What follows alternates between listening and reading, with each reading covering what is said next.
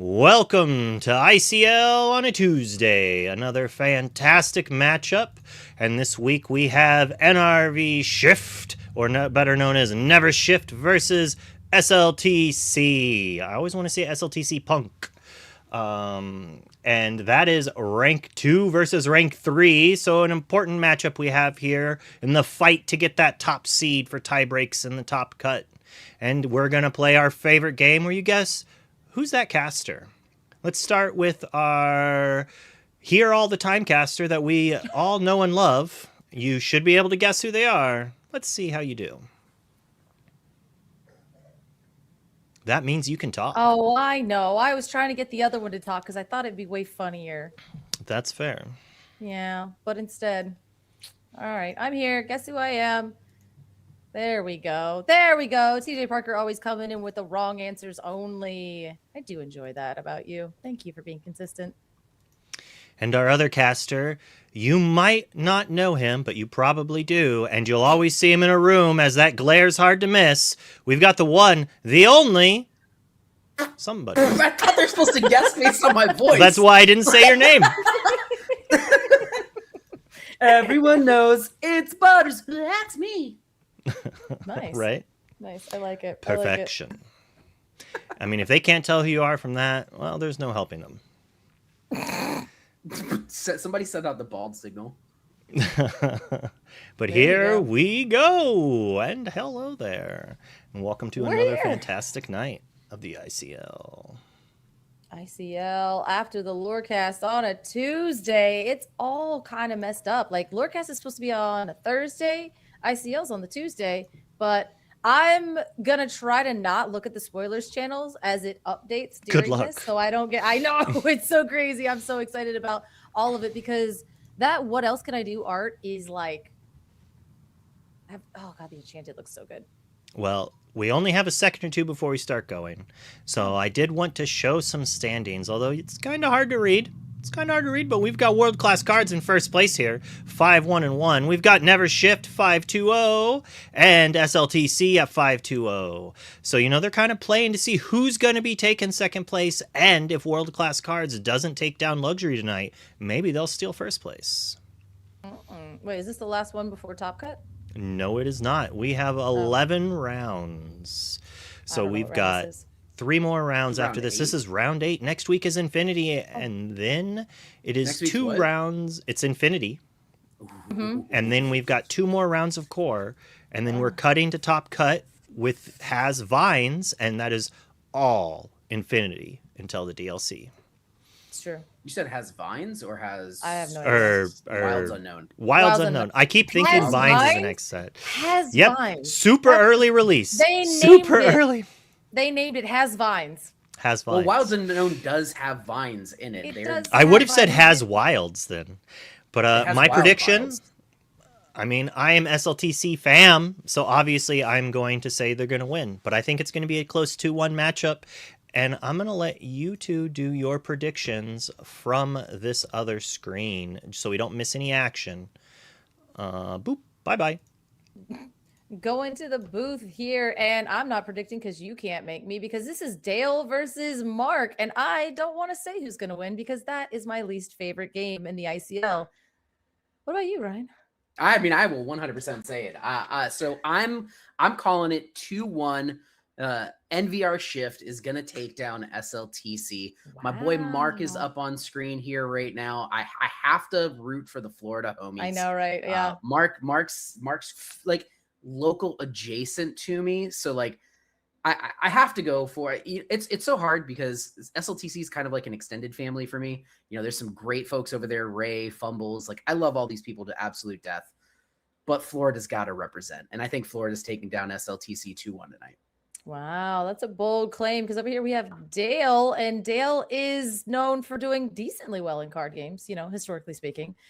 I don't know which Dale is this? Well, is this Dale?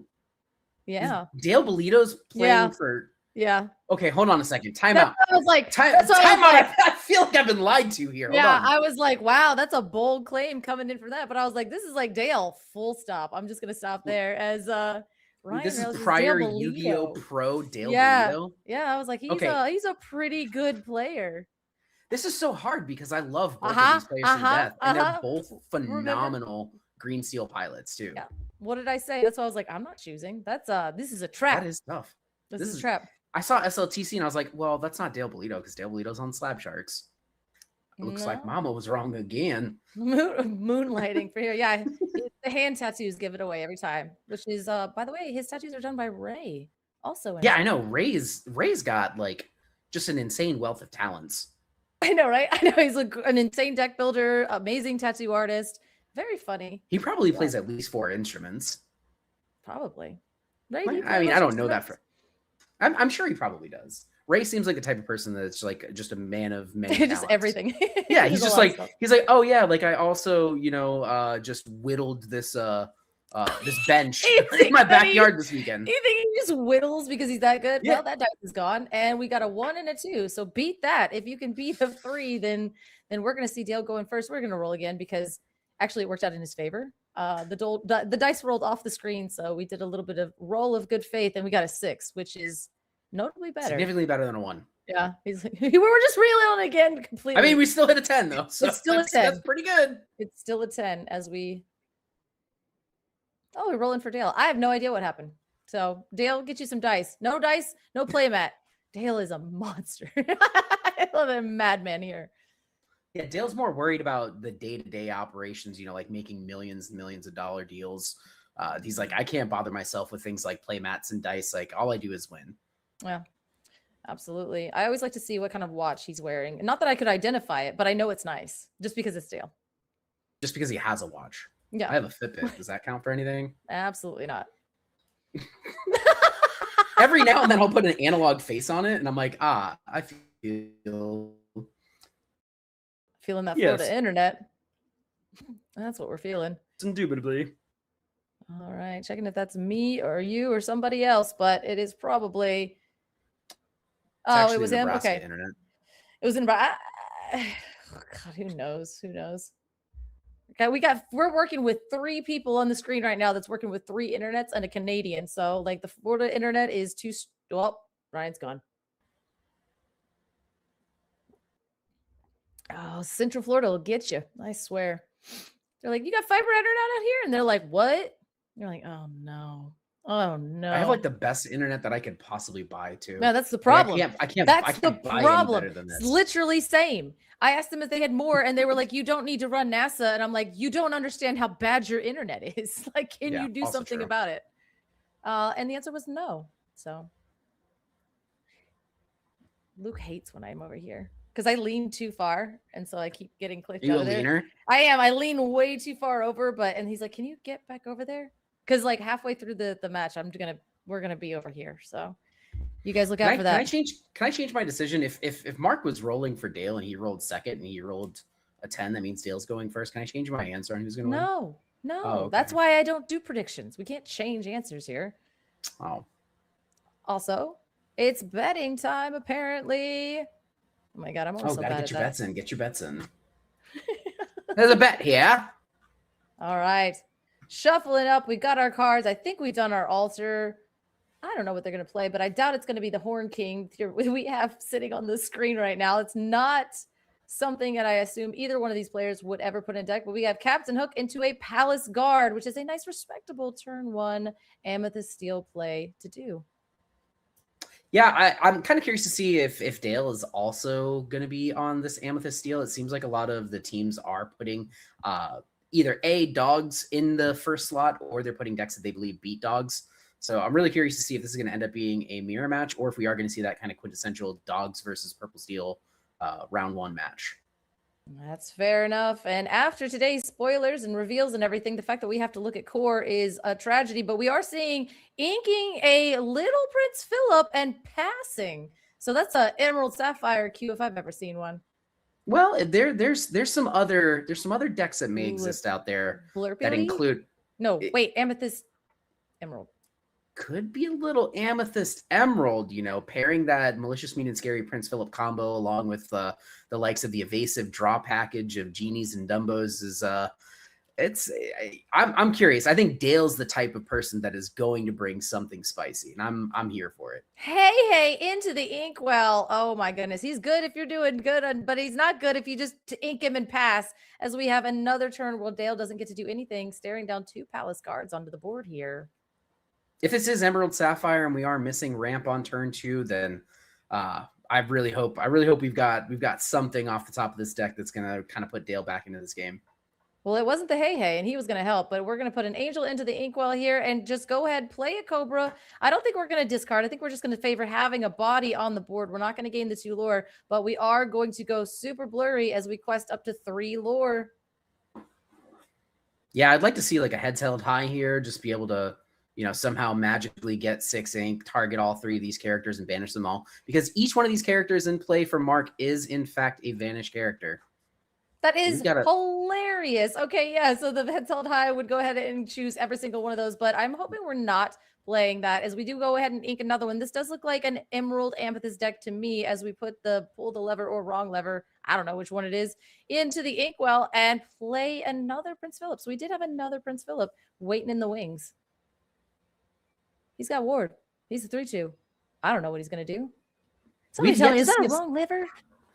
It's either a wrong lever or it's got to be a wrong lever. Or it's a pull the lever.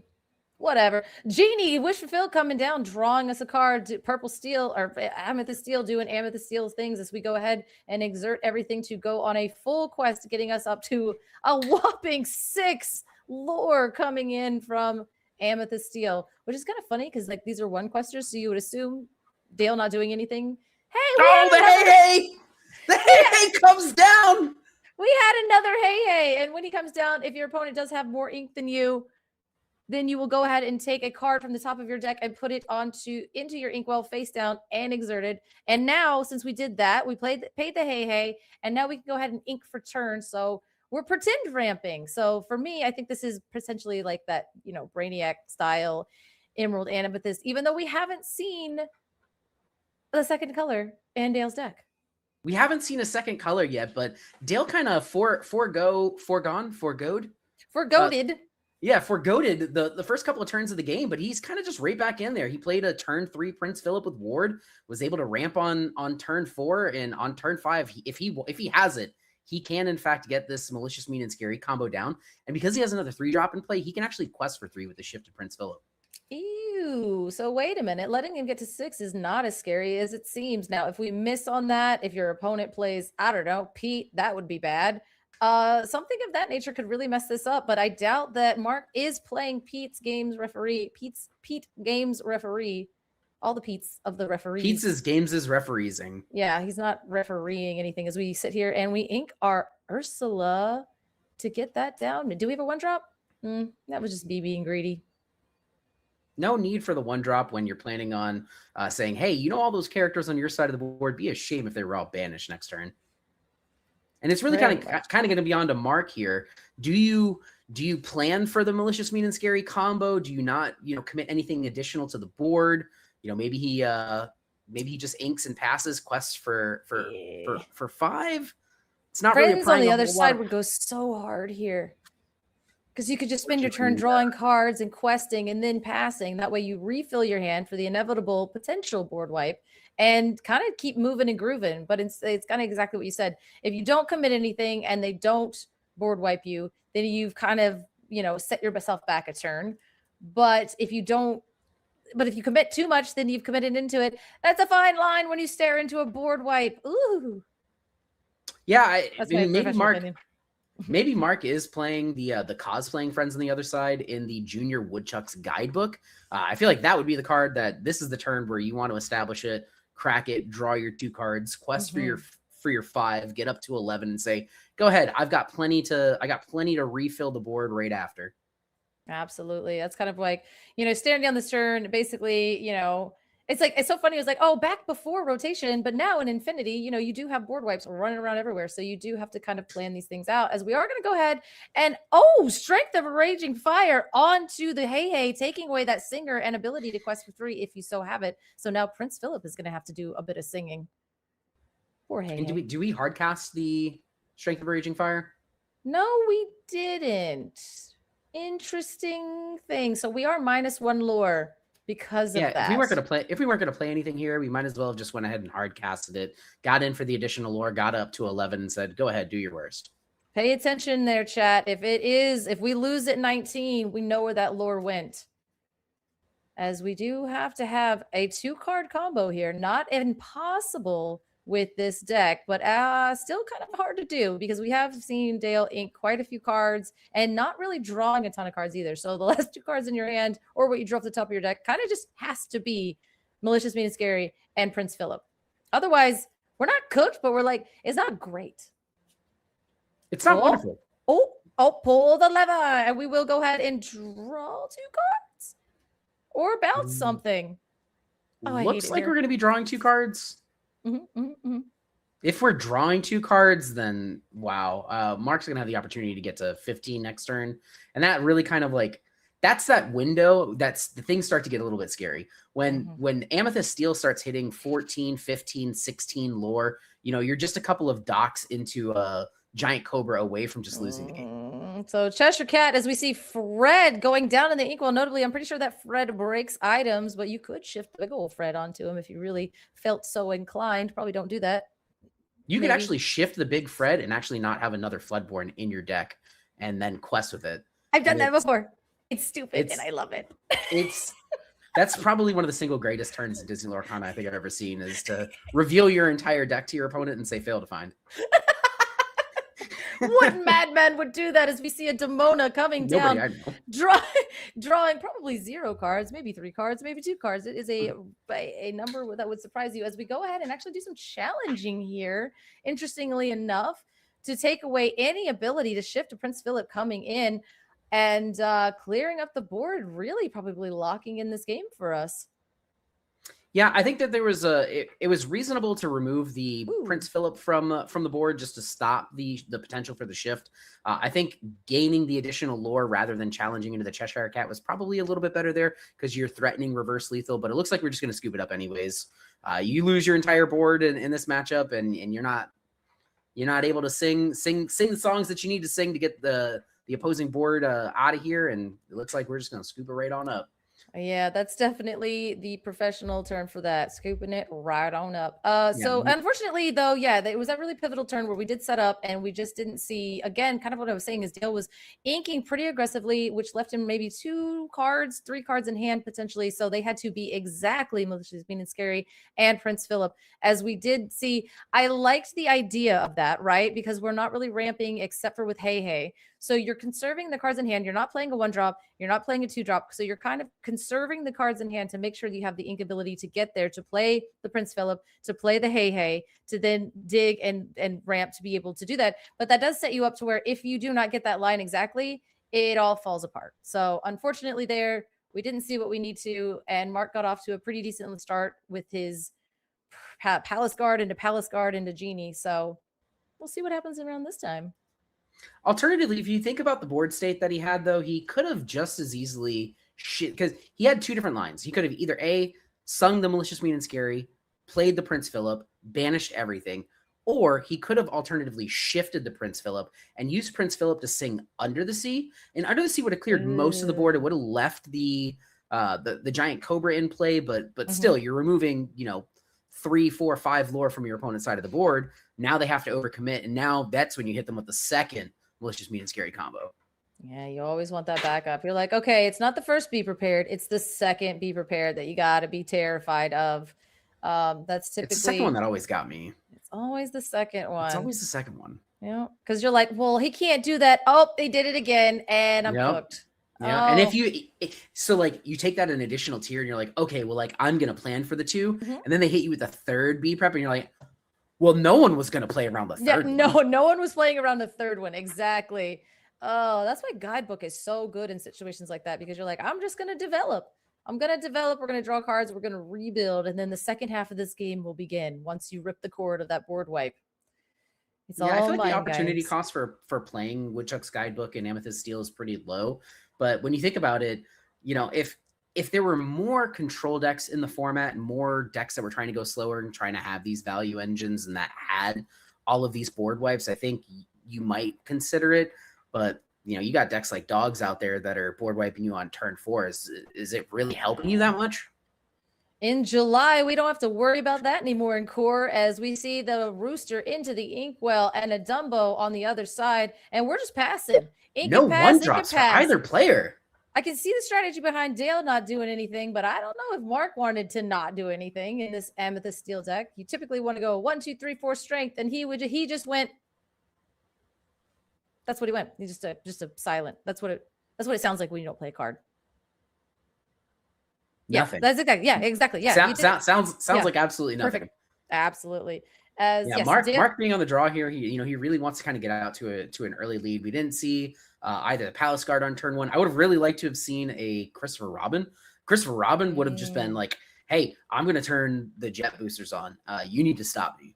Absolutely. That Christopher Robin with the underdog ability does let you play him if you're going second and it is your first turn. And it's amazing because here's a Pocahontas, which actually, by the way, pairs wonderfully with the Christopher Robin, because whenever she quests, she can gain lore equal to chosen exerted character. And by the way, heads up, that does mean your opponent's exerted character. So watch out. Watch out in the face of a Pocahontas. We've seen Pocahontas do some pretty dastardly things in ICL. I do believe I've seen this Pocahontas quest for 4 in some circumstances. And, thanks to a Vinny. Yep. Thanks to a Vincenzo, a card after my own heart. Yeah, you do like playing Vincenzo's. It's one of my favorite cards. It's just he's just such a chunky boy. A 2/8 that quests for 3 and he smashes something on play. How can you not love that? And he's inkable. That's the best part. The shout inkable. out Ruby. Honestly. Oh, we have. I'm staying out of chat. I'm going to be professional as we ink a Demona. And here we go. We're running it back. This Prince Philip coming back down. Hopefully we can do something with him this time. But at this point, we're at 0-0 lore. Pocahontas is the only thing in play. And notably, Prince Philip does have ward. Oh, that's a problem, though. Tell us about this mystical researcher. The combo right there. Oh, gosh. As Genie does come down, he's a mystical researcher. He has boost 1, and he gets 1 lore for every card under him. So with Pocahontas choosing characters to gain lore equal to, and mystical researcher having an infinite amount of lore possibilities, that's pretty good. As we go ahead and exert her for the vibes. Just for the vibes. We went on a quest. We will be able to gain no lore other than just the 1 that she has on there. So kind of telling me, hey, if you want to run your 3/2 board wipe potential into my 3/2 lore combo potential, I suppose I will take that trade. I don't think I'm taking that trade. I don't think I'm taking that trade. That was a safe quest in your mind? Yeah. Seems like a pretty solid quest. I'm a fan. Dale's got to do something to get some more cards into the Inkwell here. This is one of the downsides to running the Emerald Amethyst over running, say, Emerald Sapphire, is while you have this warded Prince Philip in play, there's not really a big threat to you actually getting the combo at any stage prior to turn 6. And turn 6, you know how much lore you can be at by turn 6? Some decks, you don't even get turn 6. You get to turn 5. That's it. That's all she wrote. They're like, thank you for playing Disney Lorcana. Please come again. So we did see that hey last game, and that kind of ramped us up to at least 5 on turn 4. But instead, we go ahead with the Genie Wish Fulfilled, giving us 1 more card in hand, hopefully digging down to the cards that we need. Now, notably, we are going to play our own Genie Wish Fulfilled, and we did miss that 1 drop that did knock us off of the ability to sing Strength onto this Genie. So the Genie is safe and clear. And we play our own Genie to draw a card, notably not exerting anything, not going on a quest, not boosting the mystical researcher, and just passing, because Dale can't shift this turn, but he can play another Genie. There's so many Genies in play. We have a total of 4 Genies in play. There's 3 Genie Wish Fulfilleds and then a magical researching Genie. The amount of Genie, it's like Genieception that's going on right now. Lots of Genies, lots of potential. We got a bunch of evasive situations going as we put a card that my eyes will not be able to identify. So that's gone. I think it was a Minnie Mouse potentially. I don't know. You guys will have to let us know. I also mistook Miss Cratchit for you know, I don't know, set one bell. So that was crazy. As an Elsa 5th Spirit comes down, that's a pretty good answer to one of those genies, going in with 2 strength from the Elsa 5th Spirit and 2 strength from the genie to finish off one of the genies. Amethyst cards are bananas. Amethyst cards do be doing amethyst things. And we're going to go ahead and quest that Pocahontas, and we are going to choose. Interesting. We're going to go ahead and quest Pocahontas. We're choosing the genie, so that means we're actually gaining 3 lore from the Pocahontas and 2 from the genie, and we're going to go up to a solid 5. Is that it? All right, we're going to 5. This is a bold move, Cotton. We've got the opportunity for Genie Wish Fulfilled to challenge into the mystical research. And here it is. It doesn't matter. We knew it. We knew he wasn't going to miss twice. His malicious Miniseries comes down, putting 1 damage onto everybody and shifting Prince Philip, Vanquisher of Foes, onto his little version of himself. I think that Mark fully recognized that that board wipe was inbound and wanted to get the lore as fast as possible. Yeah, here's the downside. When the premier level removal for Amethyst Steel is going to be Strength of a Raging Fire, and the fact that Prince Philip is a 6/6, you have nothing in play now. How is Mark going to remove this Prince Philip from the board? I feel like this thing's just going to quest for 3 for the next 4 turns. He could ask very nicely. He could ask very nicely. Will you put that in the discard, please? May I offer you a banish? Would you like to banish that? I thought it was so clever in Richmond when I worked all the way up to shifting Malicious Being Scary, Prince Philip. I felt like a god, and then they went Horseman Strikes, and I went sick. As my immediate win con went right into the discard, and I was like, wow, I'm so glad I power ramped to that. I did that very thing a multitude of times in Richmond because I myself played Amber Amethyst, and your boy had the play set of the Horseman Strikes in that deck. That is a good looking iconic, or well, you know what I mean, epic. As we go the ahead, epic looks good, but I think the league promo with like the blacked out, it almost has like the same kind of feel of the cards from the Jafar Palace Ice and like the Ursula, the Ursula co-op game in Ursula's Return. Yeah, Entangled. As a Cheshire Cat comes down, he is inexplicably a cat, and notably, we're not going to boost him for the vibes. And he is inexplicably a cat. I don't. Yep. Sometimes, sure is. We are farmers. Bum bum bum bum bum bum. Drawing 2 cards off. Drawing 2 cards off. You did ask for this. Pull the lever, coming down, drawing the 2 cards. Vanquisher of Foes is, like you said, it's got the 3 lore. It is a 6/6, and it is notably evasive. If we can do some things, maybe we have an Elsa 5th Spirit that can come on in and maybe put 2 damage onto the genie and then move. We can whittle that Prince Philip down over time and time again. As the pull the lever is here and wrong lever, I can't read it. So it doesn't matter what it does. We might see it later. There we go. We need to be able to go like, we've got 3 cards in hand. We need to draw for turn. It needs to be Palace Guard, Captain Hook, Dock into Palace Guard, Captain Hook, Strength of Raging Fire to out this Prince Philip. I've seen Dock players do do more for less. So it's not out of the cards as we go ahead and just draw that Prince Philip, or we play the Prince Philip and pass after drawing the 2 cards from the pull the lever. I don't know if there's many decks that are actually running wrong lever, so thank goodness, because I have forgotten what that card does. If you have a card in your discard named pull the lever, then you can put your deck on the floor and do the hokey pokey. you put target opposing character on the bottom of its owner's library. Yes. See. Library deck. It's a deck, and we go ahead and ink an angel, and there we go. There's the Elsa 5th Spirit, so she can go ahead and just challenge into the genie. Oh, this is hard times.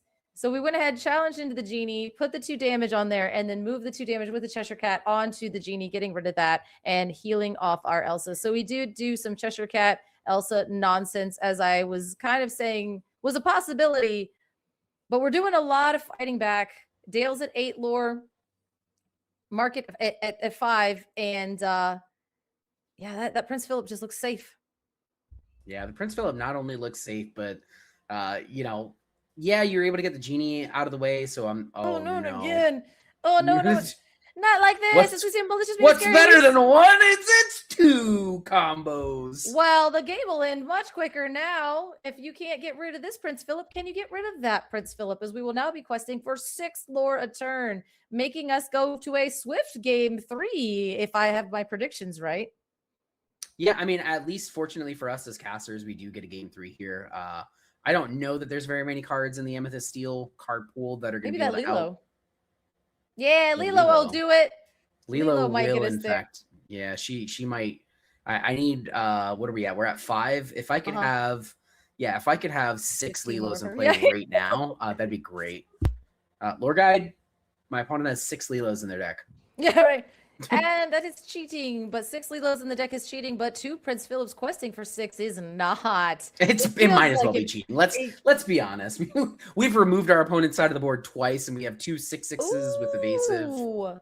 Actually, now the Pocahontas is coming down, and we are able to play a Demona for full value and getting to those 3 cards off of there. Unfortunately, Demona is not evasive. She would throw some type of hands and be fine, but the Pocahontas could also target the Prince Philips because he no longer has Ward. But Dale's at 11 and Marquez at 5. There's cool things we could do, but maybe not this game.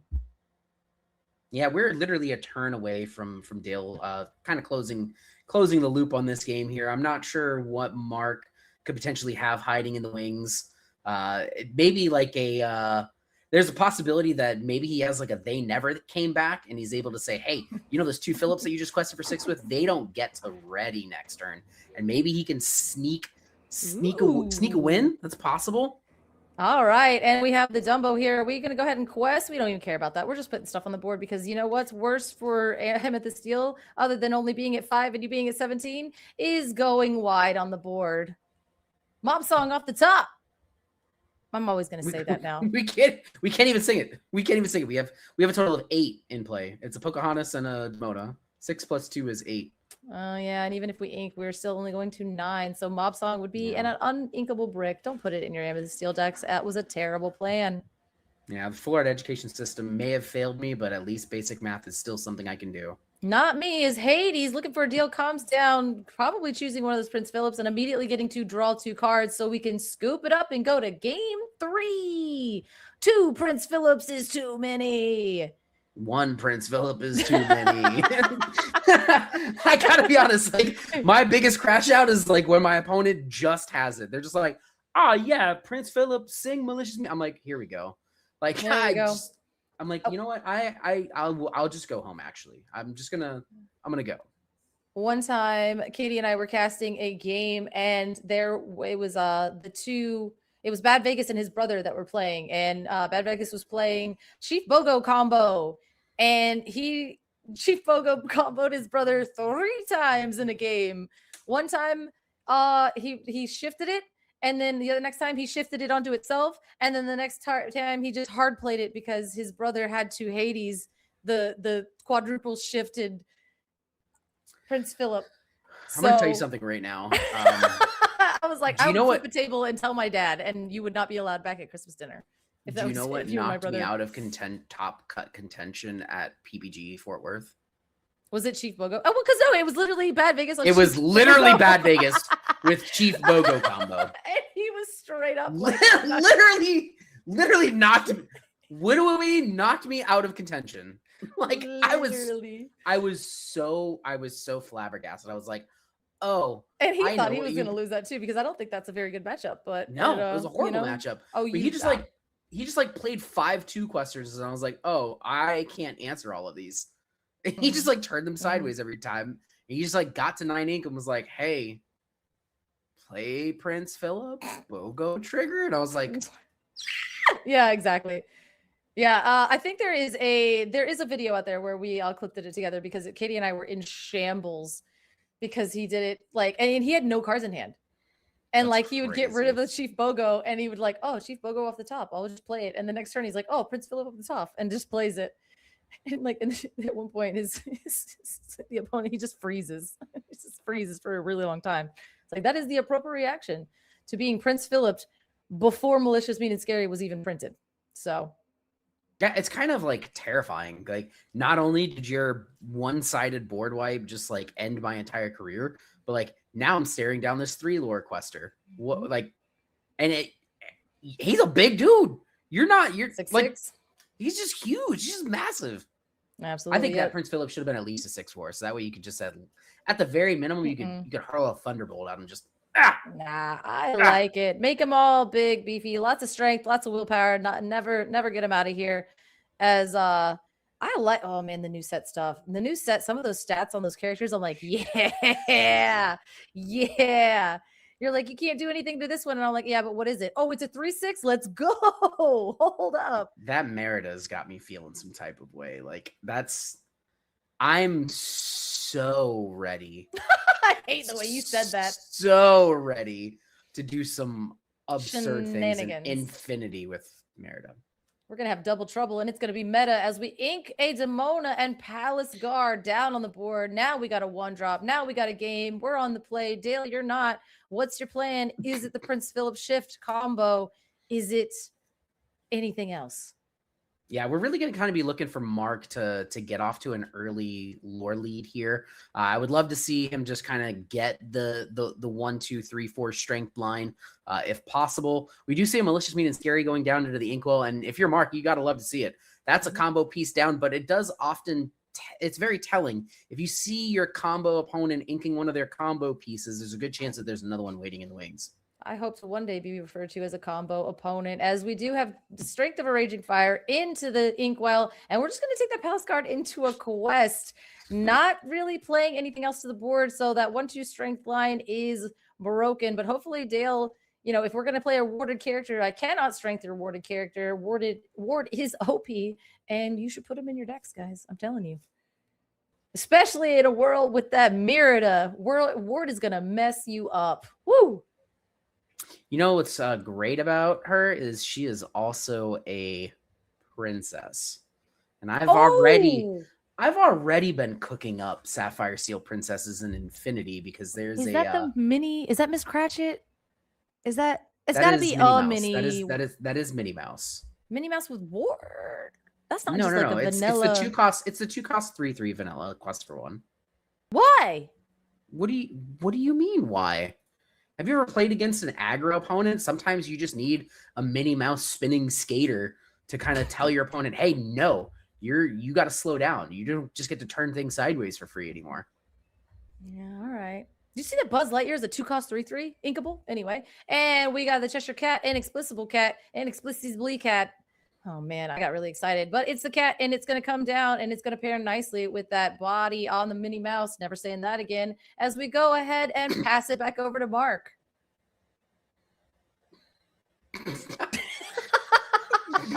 Yes, you are.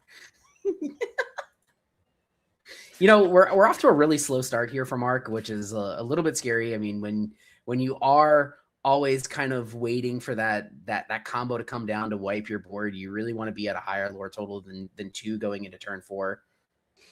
Yeah, definitely here. But now we do know that we do have the ability to sing the strength with the Cheshire Cat, but that will make the cat vulnerable to your cat. So I think anything else on Dale's side would have potentially, you know, been able to sing, get rid of the Minnie Mouse, and then, you know, have some more shenanigans and freeing us up for questing. But at the same time, having a cat on Dale's side that you can't actually deal with is because you missed your 2-drop kind of makes everything a little bit more scary.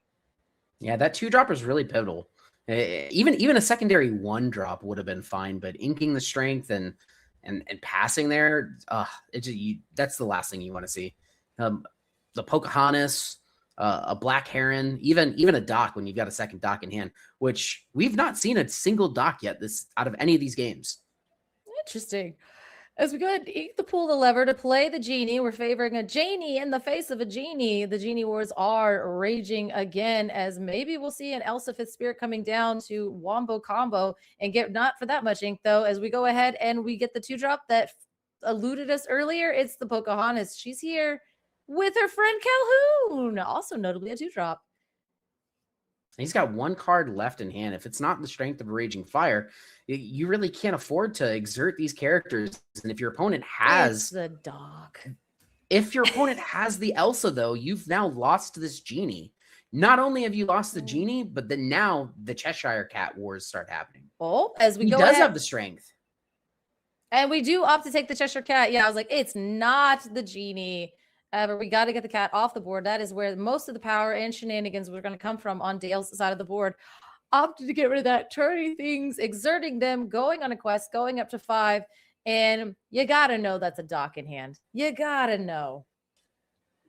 It's never Thank not you. a dock. It's never not a dock coleslaw. Every time I've ever played against Amethyst Steel, the last card in their hand is Oh. always a dock. The dock ends up drawing another dock, and they Oh. that's what they do. They just dock train.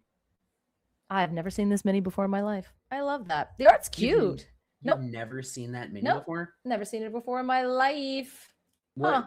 Do me a favor. I want you to go ahead and look at that that mini and tell me what's the sub name of that mini. Oh God. I'm not going to say what my brain told me. You should go ahead and tell everybody what that means. It Is is it a actually- spinning skater. You like laughed at me when you're like, Oh. spinning skater. Oh no, Why because would- I can't read it because it's all blurry on Oh. the screen. So my brain saw something else and then filled in the blanks, and I was like, I won't be saying that out loud, but it is the spinning skater, according to Ryan was correct. Yeah, I you laughed at understand. me when I got the sub name for a card right for once. Wow, that's on me. As Ursula, I think this Let me was see the just doc. Oh, it's a a Demona. Demona. It's Well, Demona, but that'll the do other it. card's a Calhoun though. You And we're can't at ink it. we're at 4 ink. We're at 4 ink. We played That- 2. Oh no, we played 2 uninkables last turn. Our hand has just Oh. been bricked. Okay, and we played the dock. That's what it was. And we didn't want to ink the Demona, I'm sure, as that's our ability to get down some cards. Now, hopefully, if we draw something a little bit better, if we draw into the dock, we can ink the Demona, but I don't know if you really want to be doing that because that's our way back, but not with this one.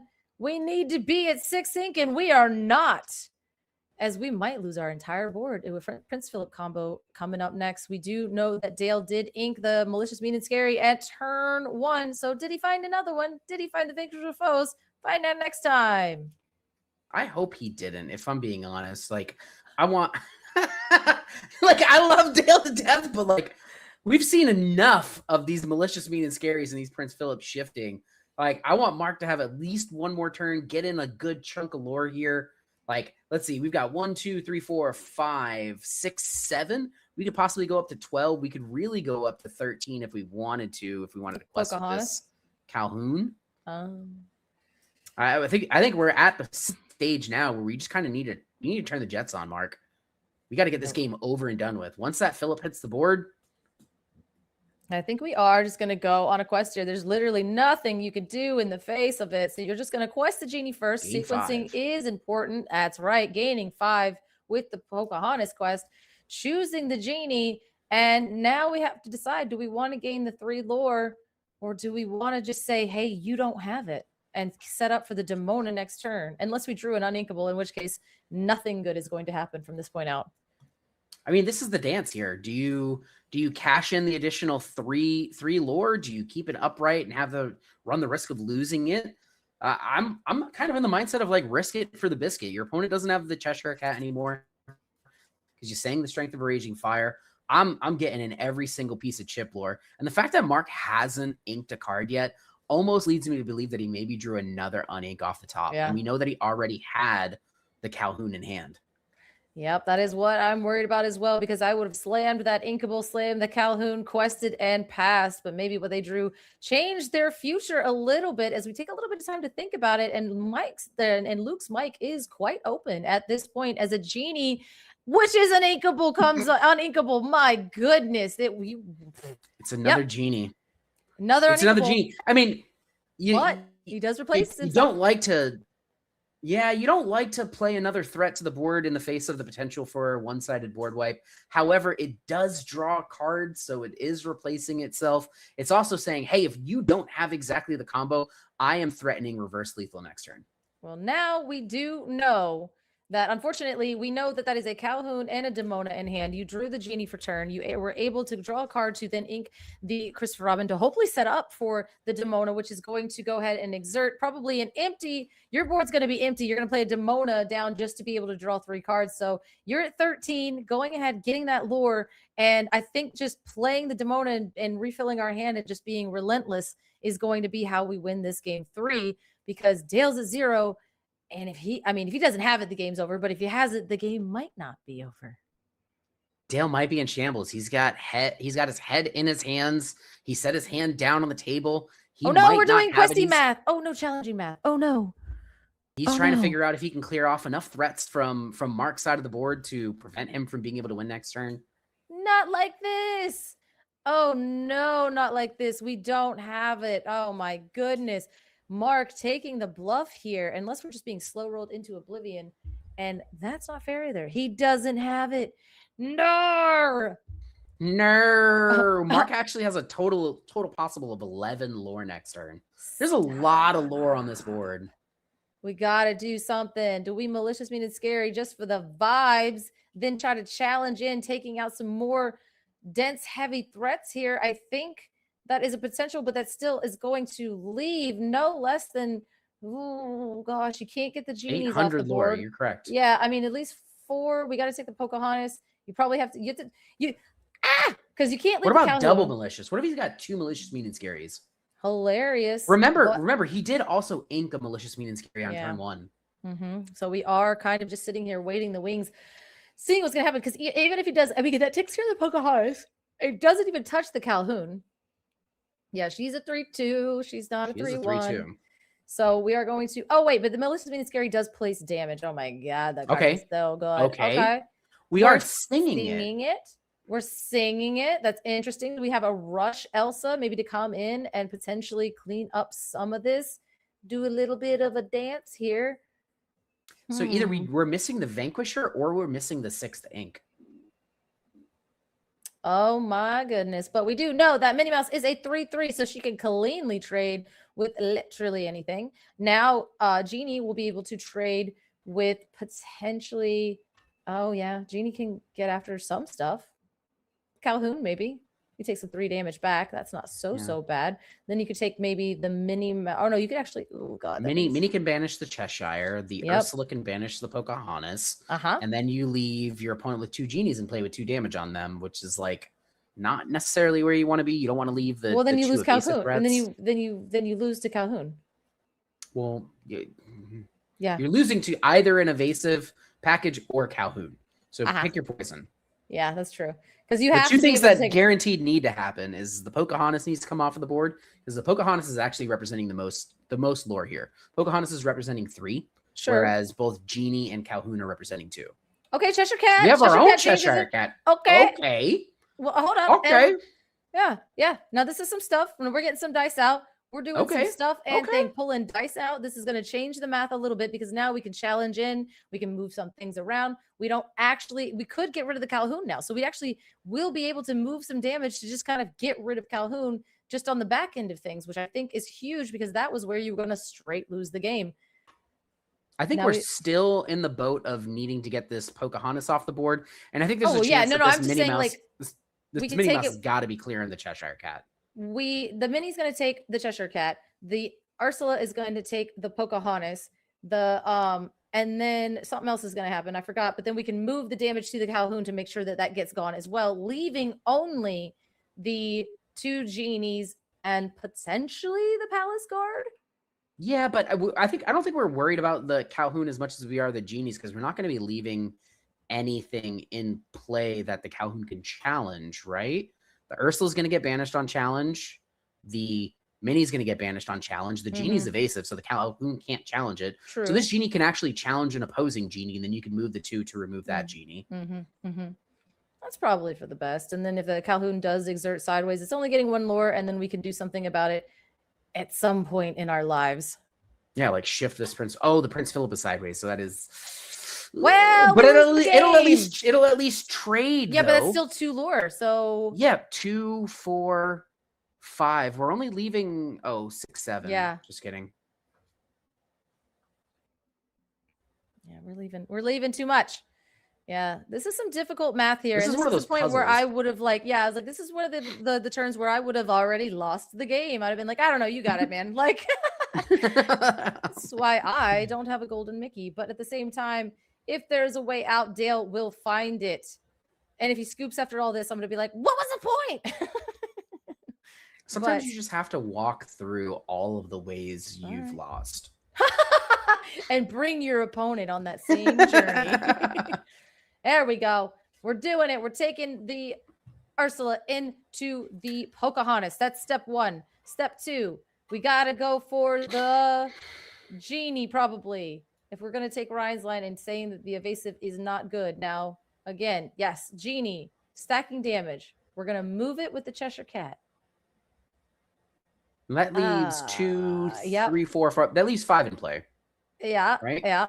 Yep. Oh, so this takes out. Yep. Now we move the damage. We remove the opposing genie. Now you have genie plus palace guards questing for 3. The Calhoun's going to trade in. But remember, Mark's also just going to play a Demona and refill his hand next turn. That's true. That's what I'm saying. I was like, if Dale didn't have it, if he had it, there was a game. If he didn't have it, this is going to be really, really rough, as we do choose to go ahead and get rid of the Calhoun here to keep our Prince. We wanted to keep our Prince Philip, healthy here. If you want to throw in your genie, you're not questing. If you want to throw in your palace guard, it gets rid of him, and that only really puts 1 damage on it. So I think that was a really safe play by Dale. Cheshire can't get after really anything at all with the amount of damage that's going on here. So interesting. Getting rid of the Calhoun to keep the Prince Philip alive. And the reason he did that specifically is to play to his outs. Yes, he can stall Mark for 1 turn, but realistically, that's all you're doing is you're stalling for a turn. Putting Mark in this position is either saying, hey, Mark, you need to A, banish this Prince Philip, or there's a possibility that I could still combo you next turn and you haven't won the game. And then I'm with a commanding board position. And then all it's going to take is a couple of pieces of spot removal before the game's over. Right, and here we go. Here's the Demono going ahead and exerting down Dale's board, giving him 1 card in hand, which is notably not nothing, and drawing only 2 cards because I still think we have the Eternal Calhoun stuck in our hand, which is quite uninkable, as I think we are going to go ahead and just go for a full quest here, saying, listen, I'm just going to quest, get up to 18, and you're going to have to remove my entire board. Make him have it. Make him have it. And Dale's going, please let me have it. Look, I did everything right. I want it. Let's see if we get it here. We just need the Vanquisher of Foes potentially. But if not, we're still going to need a Vanquisher of Foes plus another Malicious Mean and Scary, which would be the 3rd one. Because we can't under the sea that Demona. You could bounce the Demona, and that would be pain. Because we're only at 0 lore now. We're going in. We're doing some more challenging table tippity tap math. Oh, dear. And yeah, this is not what you want to see from Dale. You want to see Dale just making decisive. Yeah, I've got the Malicious Mean and Scary. I've got the Vanquisher. You don't have a board. Let's get active. Let's get loose and active. Let's quest for 5. Yeah, now we're fanning out our discard, which is interesting to me. Do we have the wrong lever? Because the wrong lever would go ahead and put Demona on the bottom of Mark's deck, and that's a fantastic way of getting rid of that character, as then we would still have to figure out a way to get rid of that genie.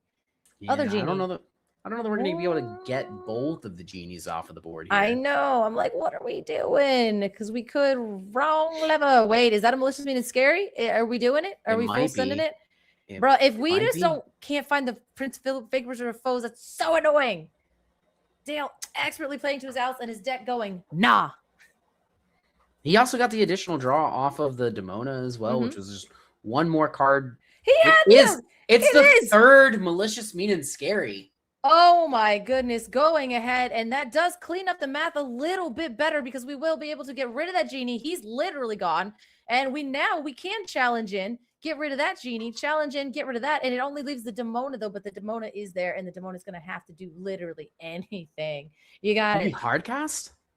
I don't understand what has happened. We haven't seen ink exerted. We haven't seen a character exerted. This is important to note, whether or not this was hard cast or if it was sung by one of the characters in play. So we're thinking about whether He might still be trying to decide whether or not he wants to hard cast, or because we know 2 ink is for sure going to need to be spent on the cat. And so I think we are going to go ahead and sing. We are going to boost the cat. Looks like the cat sang. Yep. And so then we go ahead and throw the damage onto the pallet. Oh, we threw the damage somewhere. And we do have the pull the lever. We have it. And it goes under your deck. Get on under there. No, it's the wrong lever. It goes into your hand. It's wrong lever. It's all right. Fine. It's because he doesn't have the pull the lever in the discard yet. So instead, I thought he did. Yeah, wrong lever, unfortunately, does state bounce your opponent's character back to their hand unless you have a pull the lever in your discard, at which point you would put it on the bottom of your deck. That's why Dale was fanning out his discard to see if he had played one. We know that he's played one during the set, but it doesn't look like it was during this game specifically. So again, we're just right back at kind of square one, where Mark is going to continue to play threats and say, hey, you need to answer every single thing I play every turn for the rest of the game, while also simultaneously gaining another 18 lore to close the game out yourself. Yeah, this is a huge hill to climb up. Now, that Olaf is actually an amazing thing in the face of Malicious Mean Scary, because when you play Malicious Mean Scary, it will banish the Olaf, and then you'll be able to bounce one of your characters back to hand before you're able to get after anything. But notably, we've already seen 3 Malicious Mean and Scaries. As a genie comes down, Dale's going to be able to draw a card here, hopefully getting into something, but I don't think we're going to do it. And I think that's it. That is game 3. As a Mark, never shift, never gonna stop shifting. Stop Mark is the winner. Never gonna stop Mark. You know what the B stands for, right? Always right when it comes to picking who's gonna win the next game. Oh man, that was definitely a game where Dale kept setting it up. Like you said, he was playing to his outs, and his deck was like, no, I don't think I will. I don't think I will. And again, the consistency of Amethyst Steel and how it does what it wants to do so well. Yeah, Amethyst Steel is just kind of one of those decks that says, hey, like, my deck is just going to, like, curve out, man. And if you can't stop me from just curving out, then, like, I don't know what to tell you. Like, maybe it's time to consider, you know, getting those Amethyst cards out of there and get some Sapphire cards in there so you can combo me faster.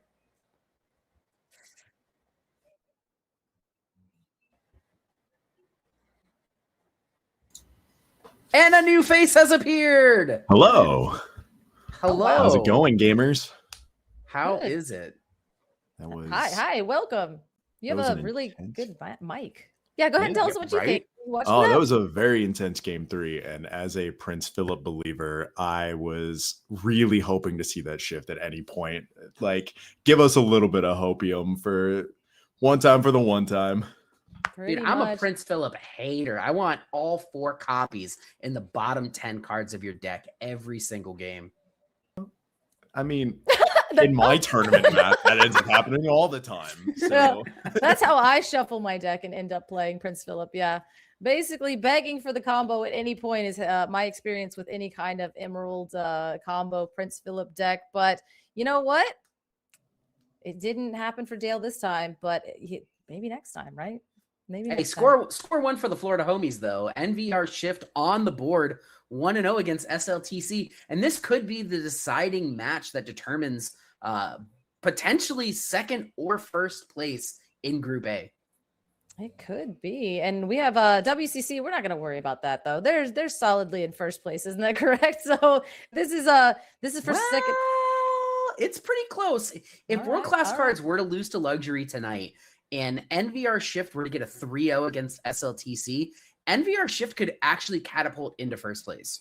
What? Math is crazy. Look at that Florida education at work. What? Yeah, it is very possible. So both NVRShift and SLTC do have the same record. So it's possible. Is it likely that World Class Cards, team that has some of the biggest talent in the game is going to lose? They're all jet lagged at all points in time. There's no way they can. they're world-class cards is world-class jet lagged at all times. They're all sleepy kids. So They're I'm actually assuming all you can already in Brazil right now, preparing for the Brazil DLC next Yeah. week. and they run well one. So I immediately take all of that back. You guys are doing pretty good. Apparently you've gotten a little bit more sleep this time around for the ICL. Yeah. I mean, they do have some stellar players. You My gotta kind of. favorite my favorite secret lore is like if you actually win a DLC, then your WCC owl comes the next day, and brings you your letter. So I wouldn't know, and nobody's admitted it, but I'm pretty sure that's what happens. That's the onboarding process. Well, Does seem I will like never have an owl. They have been a lot of golden Mickey winners over there, and then the rest of us are just like popular, sort of in the community. So it is a very strange bracket to be in, and I love competing in it though. It's very fun. Absolutely. I mean, you have been bringing some spice every single time that you come on the ICL. I think it's very fun that every time that I end up on the ICL, I also end up on Twitter like 20 minutes later. Dude, the Christmas bibbity bobbity boo especial had me rolling. Oh my goodness. I've never been more in shambles watching the Medusa Tremaine chicanerousness. I was infatuated. I felt bad for homie just getting like absolutely bodied. That's good. Goodbye, Ryan. Goodbye, Ryan. Goodbye, Ryan. Thank you for. Oh, we had 30 seconds, and he Production just said, said, "Say goodbye, Ryan." Goodbye, Ryan. No, it's been a pleasure getting the opportunity to cast the ICL. Obviously, I love these productions. I like playing in them. I like casting them. I like watching them. It's you couldn't kind stay of like, away. Your team didn't come this time around, but you couldn't stay away. So yeah, we love having you. I'm pretty excited. There's I have a temporary home right now in the ICL. So next week, Infinity, who knows? There you go. I was gonna say you got to just like name yourself like oh no, I don't know, something else, and just come in there and play. Yeah, I'm the guys. SLTC Rumbles. Okay. Bye-bye. Goodbye, Ryan. And we get hello, to Fumbles. Fumbles and Betsy. This is gonna be so good. I'm so excited. Hi, I haven't gotten to cast with you before. I have only ever casted with JDZ, so pretty much everybody could say that. Oh, what was I say? JDZ carries hard, so this is gonna suck for you. But Fumbles is going first here as we ink Amethyst card and play an Illumineer, which is not a Blurple card. This is Amber and Amethyst. The signature yellow-purple Fumbles deck. It is always very fun to see his innovations every time, because like this has always been one of those decks that I feel is so close to being like best deck in format, but there's always just something that isn't quite there. And we got a Christopher Robin out now. Christopher Robin, yeah, with that underdog ability. Now, notably, we did see NVRShift playing Amethyst Steel, so this can't be Amethyst Steel. Is this Emerald Amethyst going into an Amber Amethyst deck? I can't think of what other decks are playing the Christopher Robin at this point in time. I have seen a few rogues, Amethyst Sapphires doing it, just also with like the Cruella de Vil and having this very low to the ground package, but we might get a hint with this ink, and nope, it's another Amethyst card. Yeah. So It is Amethyst Emerald. Emerald as we double Merfolk here on turn 2, which is a like set 3 nightmare for those of us who have been here for that pain. But we will go ahead, have a total of 6 lore on the board. Merfolk does say whenever you challenge this character, you do have to discard a card. Illumineer and into Cheshire Cat, that is actually a really good way to go ahead and get rid of those Merfolk. Illumineer only having 1 strength, though, is not going to be very, very good for that. Oh, dear. 1 willpower may be the downfall of Fumbles here. However, challenging it will still take the Cursed Merfolk. And like we do have the Junior Woodchuck guidebook to kind of mitigate taking both of them off of the field. So it's not the worst position for him to be in right now. Yeah, putting a 0-1 onto the board within the face of a Cheshire Cat meta is brave and bold. And we're going to see how it plays out for Betchy here as Olivia comes down. This card has 3. Ah! Okay, this is the most disgusting thing I've ever seen. Hold up. Olivia is a 1/1 and she quests for 3. Cursed Merfolk. By the way, there's 3 of them on the board now. That's a lot. Okay. Doing his best Sonic impression. Gotta go fast. Hopefully Fumbles can find an answer here with that Woodchuck guidebook. Drawing 2 cards off of it and slamming them into his hand real quick to see what he can possibly get himself out with here. I mean, we're going ahead and we're just going to double challenge in getting rid of a genie here and also challenging in getting rid of another card. We did pop the Junior Woodchuck's guidebook to then draw the 2 cards. So like you said before, being able to pad our hand, getting rid of the 2, Dumbo and Genie, which notably do draw cards, inking a Mowgli to play a third or second Cheshire Cat is going to help us. If Betchy can't do something insane like that again. Oh, God. Amethyst Chromacon. Burn deck. Oh, my goodness. Now, Fumbles is going to draw a card. He is doing the furious fumble shuffling as we see Scrooge McDuck coming down. Shush Agent, which is going to allow Betchy to draw a card and then discard a card. And when Scrooge is challenged, I just thought of something. When Scrooge is challenged, you're instead of being banished, you put him back into your hand so you could be able to play him again. But by the way, notably, Betchy's board doesn't have a ton of like strength on it for that cat to be moving around. I was gonna say it was very smart of him to only quest with those cursed merfolk there, so there was no damage to stack on the Cheshire Cat to then end up pinging the Olivia off the board. And Scrooge also kind of being a contributing factor, and he's just gonna slam them all sideways. No cares in the world anymore. Just kidding. We're all the way up to 13 as we did go ahead and discard a Show Me More off of that Shush Agent trigger. Betchy said, all gas, no brakes, all the lore, all the cards. I don't care. And Fumbles is going, what just happened? Hopefully production has a backup match going on, because we might not be in for this one very long, folks. Ow boy is not going to get taken out as we do go ahead and take a challenge in getting rid of the Christopher Robin, getting rid of the Olivia, and turning that sideways to also get rid of the Cursed Merfolk, going ahead and getting rid of the, my goodness. And we went ahead, discarded the Tigger to the Merfolk, then to play the Elsa to challenge in to get rid of the other one. And now Betchy is sitting with an Amethyst Chromacon and 13 lore and a few cards in hand. Very well played out of Fumbles there to also continue to keep the damage on the Cheshire Cat so he can potentially move them around for actually being able to deal with this Scrooge. A little bit harder for an Amethyst Amber deck to deal with items here, so this Enigmatic Incaster probably going to put in a lot of work. Which, by the way, says whenever you play a character or whenever you play a card, if it's the second card you play, you can exert this to gain a lore. Enigmatic Incaster. It counts itself, you guys. It counts itself. So he was able to go ahead and gain a lore off of that immediately after playing the Shush Agent to draw a card, discard a card, which it was an improvise, which is not helping us here. And we still put a Palace Guard down just for the vibes. Yeah, this will probably have to be a very ink-intensive turn for Fumbles and likely not going to advance his board state too terribly much here, but I think he's relatively safe to just start questing in the face of this lone Palace Guard. Palace Guard and Royal Guard always confuse me on which one's which.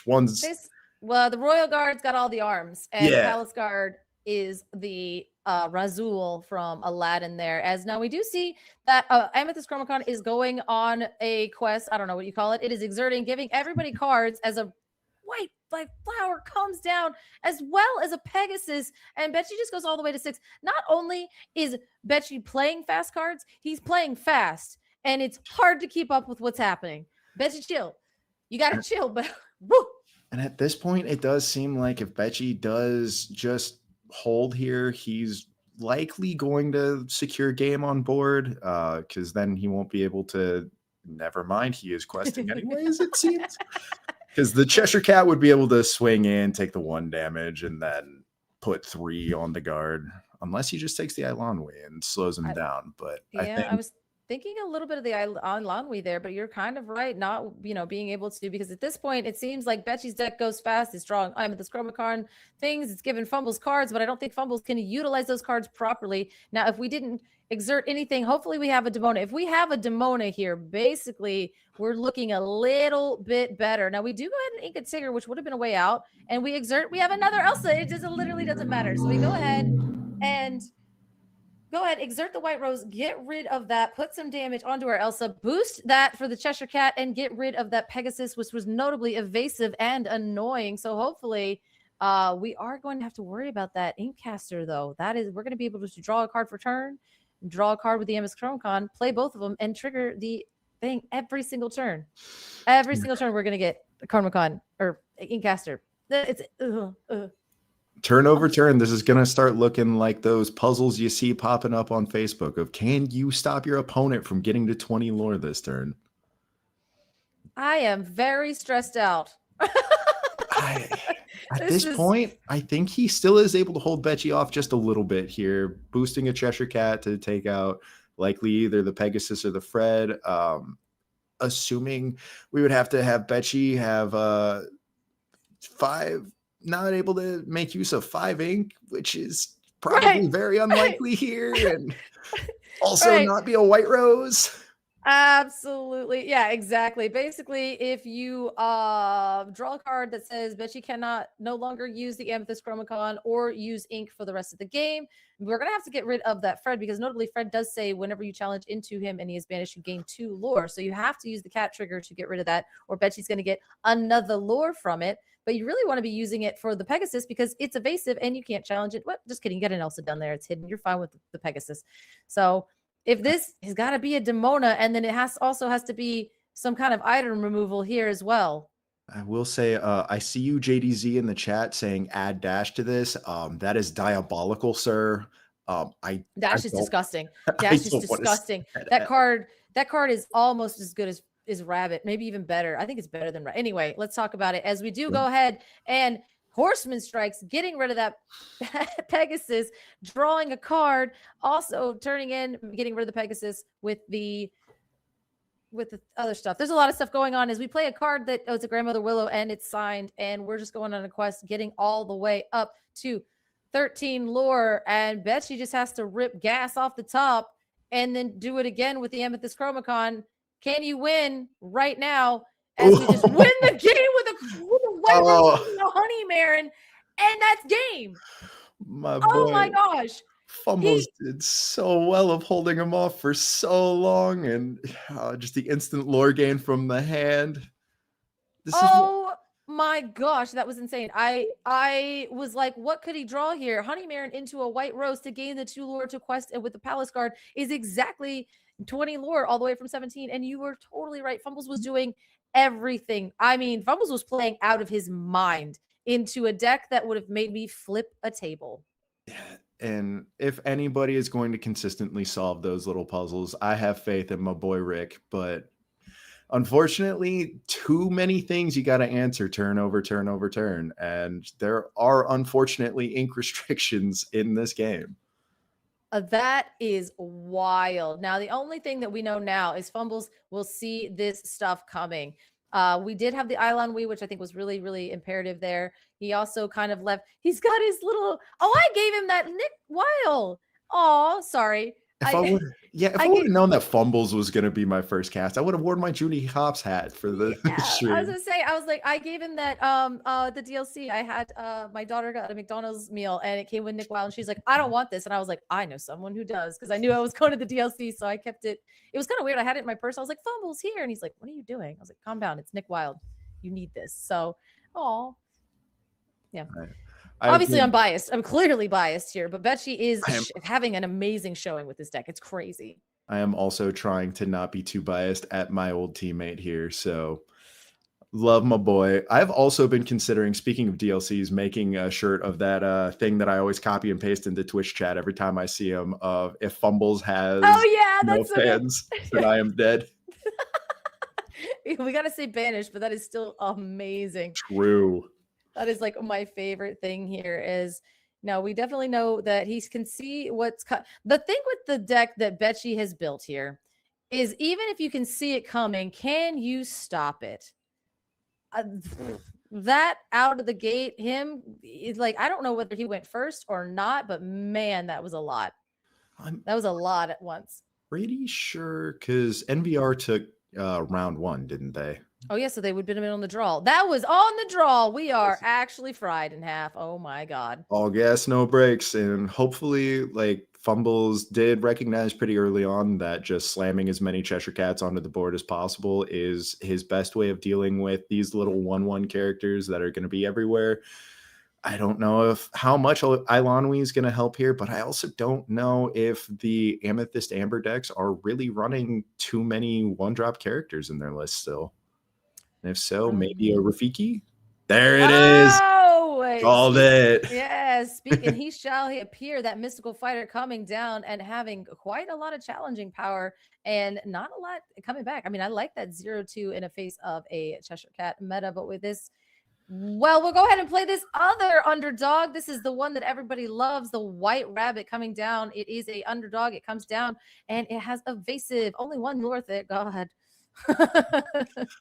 Betchy's saying that you were able to deal with one of my underdogs with this really hefty challenger here. How about we put a rabbit in the air? Absolutely. Nimbly bimbly, as I love to call these evasive characters, where they are not necessarily flying, but you can't catch them, but you can't catch these either. Betchy is an actual genius. Oh my gosh. Going in with a double Pegasus. Now he has 3 evasive characters on the board. We're going Willow into... Ooh, nice. We got some stuff going on. We have Cheshire Cat. We have 2 Willows. We have the Amethyst Chromicon coming down and ruining everyone's lives except for Betchy's.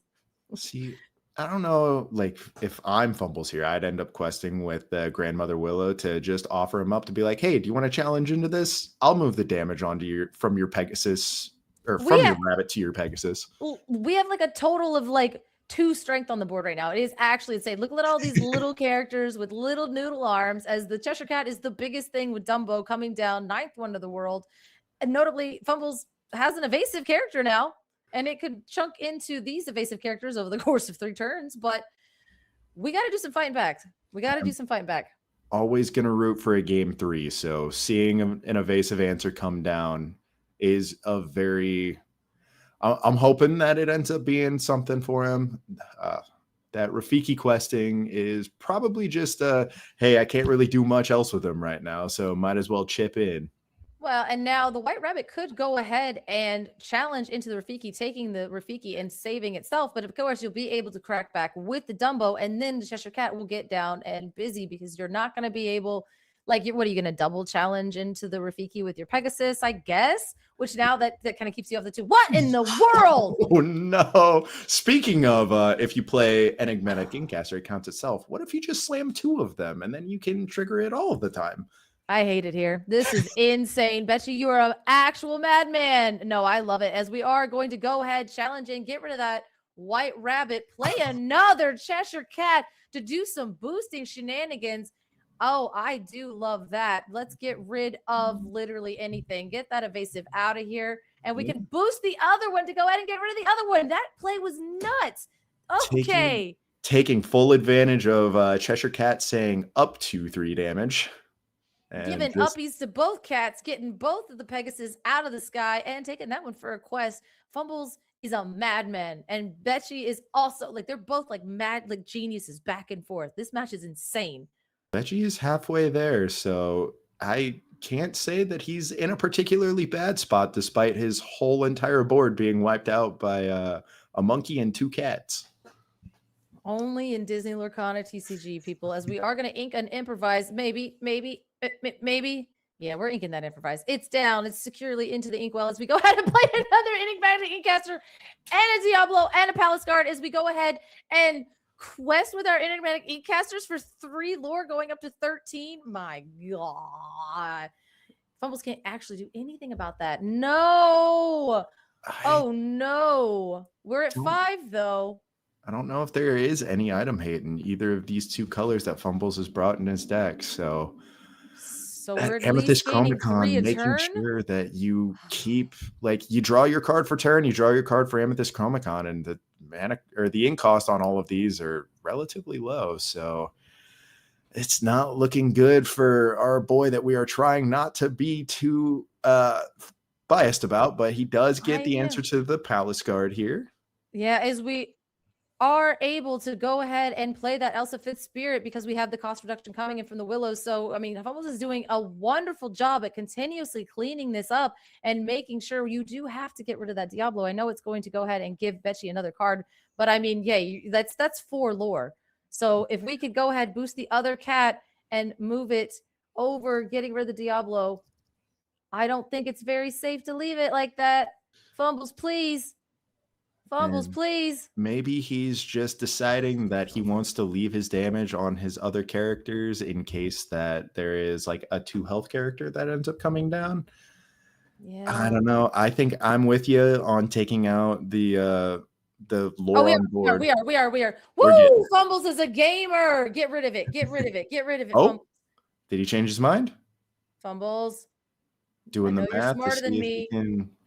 We can't let him gain 4 lore.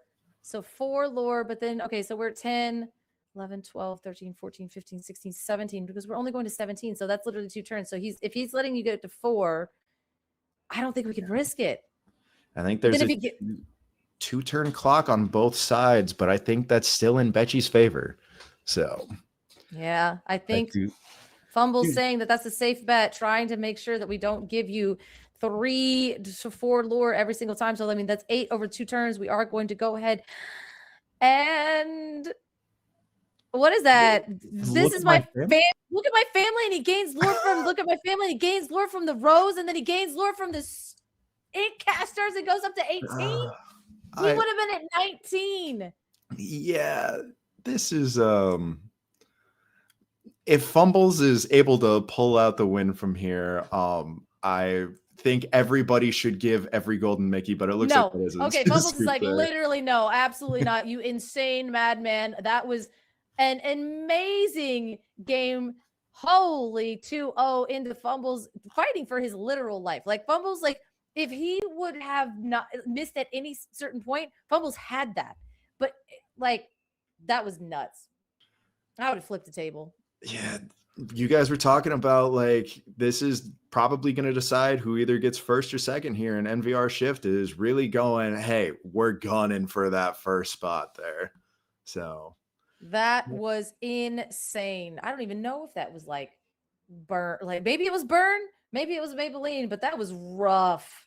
But I mean, at the same time, like there was like a part of me that just like loved watching it too. Like, yeah, because you're like, yes, actual, like, get after it.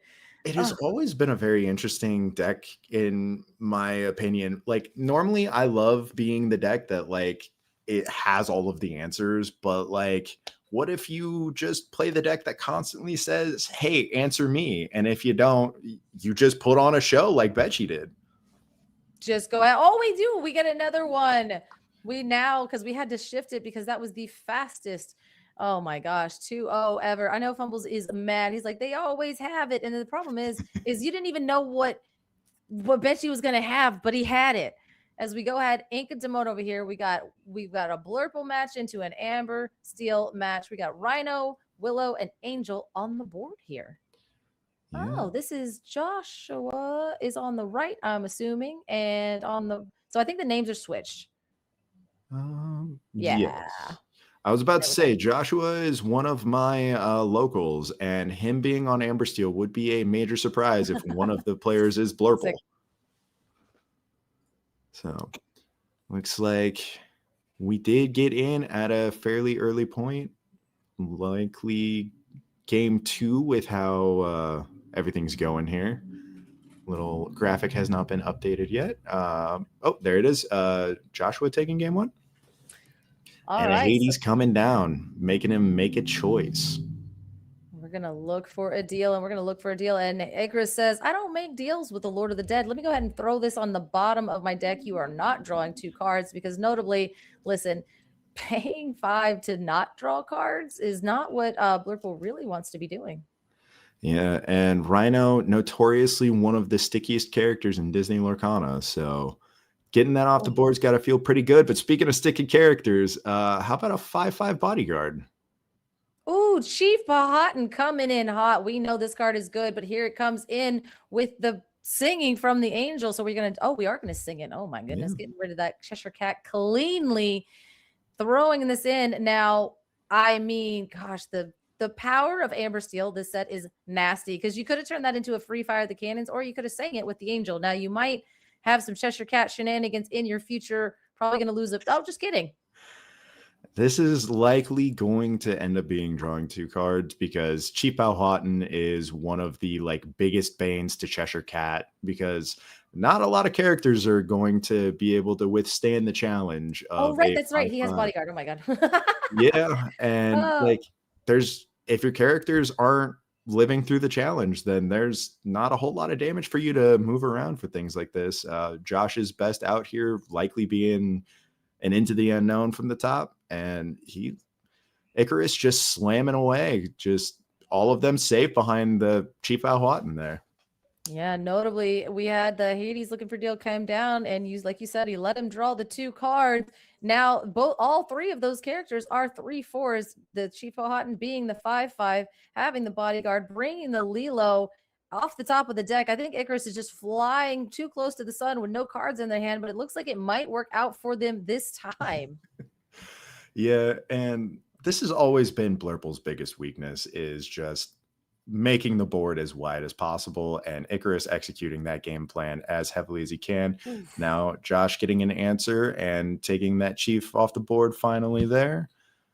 Going ahead and double challenging into Chief Powhatan, and now doing the thing. Oh, wait a minute. It's Belle, the accomplished mystic, that goes in, and we'll go ahead for 5, move 3 damage from our Cheshire Cat, and then take out your angel, playing a Junior Woodchuck's guidebook just for the vibes. You know, I was saying that Icarus is looking in a good spot for being able to remove all of that, and now Josh answered that pretty quickly, so... Interesting. Now, we did go ahead and draw a Mulan for turn, but we opted to ink it, which makes me feel like this deck is playing a Goliath, which, by the way, is a mistake. No, I'm just kidding. It's really good into Sapphire, but it's not really good here when it's forcing you to ink the cards off the top of your deck and giving Joshua an extra turn here. Well, Oh, that's a lot of ink. Oh, that's why. Hades, the infernal schemer, coming down, going ahead and inking that Lilo to keep her from jumping back in and out of the discard, stopping that annoying loop from a little escape artist. And notably, even if the Grandmother Willow is taken care of now, Icarus does have enough ink to play that Goliath if it is in the deck, and looking like a little bit rough spot for him to come back from here, but now anything's possible. Anything is possible. This deck is like insane. You rip a coot off the top, draw another card, play that card for free, and if it's a Nani, it'll grab you a dock, and then you've got enough ink to do really kind of whatever you want. So there are lines in this deck that are egregious, and I do not feel bad for you when they lose. I'm just kidding. I'm kidding. I'm kidding. I have no bias against Amber Steel whatsoever. Yeah.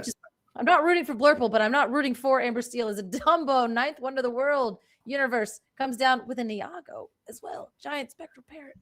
Now, Iago is an interesting one to play in this matchup, because that is one of those cards that demands to be answered. But typically, Amber Steel does have enough targeted actions that they would be able to do it. We got a Stitch coming down, maybe able to start refilling the board here, but it's still not entirely safe to quest in front of the face of that Cheshire Cat. Yeah, notably. And Elsa here would just go ahead and exert that Stitch and get us going. And we do have the 9th wonder of the universe breaking some records, going on and exert to draw a card after we paid 1 to gain 1. I explained that so poorly. All right. But not only that, Carefree Surfer does allow you to draw a card if it quests and you have, oh God, the Elsa. If you quest, if you can quest. Yeah, if you can quest with him and you have the 2 characters, you're able to draw a card. But an Elsa Fifth Spirit will come in immediately, exerting that and letting us send a few things into it, because notably he is a 5 willpower character, so it's not going to be an easy trade. That being said, I don't think that's a particularly bad thing for Josh, because now he can start stacking damage on his characters. He can start slinging them around with the Cheshire Cat, likely take this Willow off the field, or break the shield on the Rhino there. Oh, that is pretty good. absolutely has no more resist on it because Rhino does say when this character has no damage, it gets resist +2, which is strong. But as you get 2 damage on him, he's kind of not so strong. Unless we have a spicy hidden tech option of Ohanamin's family to bring that shield back up. Well, now wait a minute. I talked about the Goliath, but instead here we do have the aerial ethereal voice. I love this card, but not when I don't have any songs in hand, because she does say once per turn, which I'm still angry about. You can draw a card when you sing a song, but we're gonna scoop it up, and the ethereal voice had the song underneath her. Oh, that's no. pain. That's so much pain. Okay, ouch. Well, hard fought from Icarus there, and unfortunately, Blurple just still Blurple. very consistent in being able to just draw cards, find answers, turn over turn over turn. Yeah, they definitely still good apparently, but you know, at the same time, I feel as though the Amber Steel deck was doing a little bit too fair of things. Like the whole point of that deck is it does insanely unfair things, and when it does fair things into Blurple's late game, I guess if you could stick around that long, that's when Blurple's like, okay, hold on. I'm going to start hadesing. I'm going to start digging for cards and finding the answers, because there are plenty of answers. You just have to get to them. Yeah, and that is typically the way that Amber decks have to take down those Sapphire decks, is that you just get on like out from underneath them and then just send it on home and don't allow them to hit their answers. Unfortunately, like you said, too fair of a game plan over there on Icarus's side, and was a very well played game though, either way. Yeah, absolutely. Oh man, some quick matches tonight for like getting that under our belt. I think seen in the chat here is like, oh, Blurple doing Blurple things till rotation. Hopefully it's in July, you guys. Coming up soon. Oh my god, we thought we were gonna have to wait way longer than. I mean, I was like, if we could just hold, what is it, Tramp, like all the dogs, Sail, Tipo, Clarabelle, all of that gone in rotation, and I was like, if we could just hold out until like August, you know, quick. Oh, we got another match. Luke is doing it to us. Okay. I do think it'd be very funny. I think Ravensburger has the opportunity to do the funniest thing of making Sail the Azurite see an iconic in set 13. Oh my god, you're an actual monster. I have actually went on record and saying if they reprint Sail, I will crash out for a following week. Oh, and this was game 1 as we scoop it up and somebody wins it. I wasn't paying attention, and it was production telling this is game 1, but realistically, this is game 4, chat. Oh, you know, right? Pretty much. Yeah. I don't think July is too soon. Guys, we're going to get it out there. Basically, the DLC comes out. We got a DLC. It's Infinity. And then we have the DLC Championship. And that's and then we have the immediate starting of Season 3 at D23. Get all those cards out of there. I am not starting Season 3 with Tramp. I don't want to start Season 3 with Clarabelle. I want to do something different. If I have to play Corrigan after the Infinity DLC and I see dogs, I'm going to crash out. There's not, I mean, a lot of things make me crash out, but rotation's good early. I like it. I still think that it's not too late to reprint Medusa. Just, there are so many problematic cards in the format. All of them are answered by Madame Medusa. But make her inkable. I think we deserve it. Madame Medusa, but inkable. I agree. Yeah. I think it'd be a little bit too strong at the 6-cost slot, but maybe like I think they owe it to us. They've massacred my boy for so long. Let's go ahead and give us some inkable Ruby cards. And why not let it be Medusa? I thought that we were very close with the Horsemen, but for whatever reason, they made a Madame Medusa that just gets banished to fire the cannons. And that's tragic. It is tragic. Boo looks good, though. They should have made her inkable. That thing is going to be hilarious. It's basically like a brawl that rushes in, but it's better because it's a 3 strength instead of 2 strength. And like the toddler flavor is hysterical. Because yeah. I think I might have missed that reveal. It's literally, what is she? She's I don't even know what she is. She's a 0/1 that has rush and challenger. They're like rush, but like she's a 0/1 with rush, but when she challenges a character that has 3 strength or more, she banishes it. So like it's something hilarious about Boo. Just like they were talking about like running in and just like clotheslining like at a 3 strength character or below. And it's like that is such toddler energy. Like just go walking in a room and just wrecking it. So And uninkable though. I can't. It's hard I out do here, think man. that synergizes pretty well with the that Cruella, which is also an uninkable 3-drop. Now that I think about it, that just whenever it challenges something with 3 strength or less, you get the ramp. Or Hidden 3 Inkcaster stonks. No, yes, yeah. Hidden Inkcaster. Ruby yeah. Emerald, you guys. Yeah. I fixed it. Get in there, rascal. Do what now? Get in there. So I said, you get in there. You Ruby Emerald it with Hidden Inkcaster, and now all of your cards are inkable. That is Don't laugh at me. true. But you still have to ink 2 cards, so some inkable cards have to be in the deck. I didn't say 60 uninkable cards. I just said, like, I don't know, make your deck 50% uninkable and then throw some Inkcasters in there. That Get to is 2 true. ink and you're good to go, maybe, as we do see a Basil go down on the Blurple sides. That's I think that's a power move out of Steven here to play Basil into Maja Basil. Good point. As we are going to ink and pass, that is not a power move. That's the opposite of a power move. As we go ahead and play a Sail the Azurite Sea, you better kiss those things goodbye and you only see them in infinity. As we do get our ramp on to Dumbo into the inkwell. Do we have a 1-drop to capitalize? No, but we're going to exert our ink because we're a madman. That's not how we play the game. Look like chat is informing us that Majo got game 1 and that the thing is backwards here, but it is a Blurple versus Sapphire Steel. You get the zoom in match. And we retro ramped with the 1 jump ahead, hard casting that and putting the top card of our deck into our inkwell face down and exerted. As we go ahead and play a genie to draw a card after inking that Junior Woodchuck's guidebook.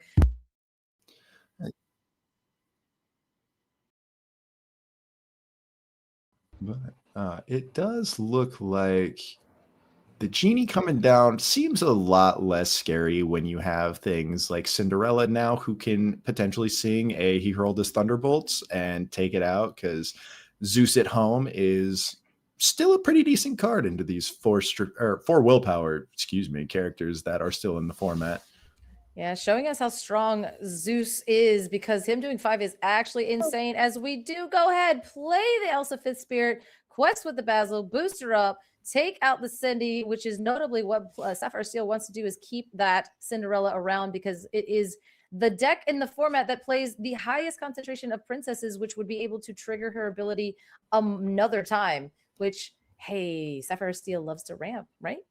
Caster Curse in full effect. I called out a cool little play, and then immediately the opponent said, hey, what if we don't do that?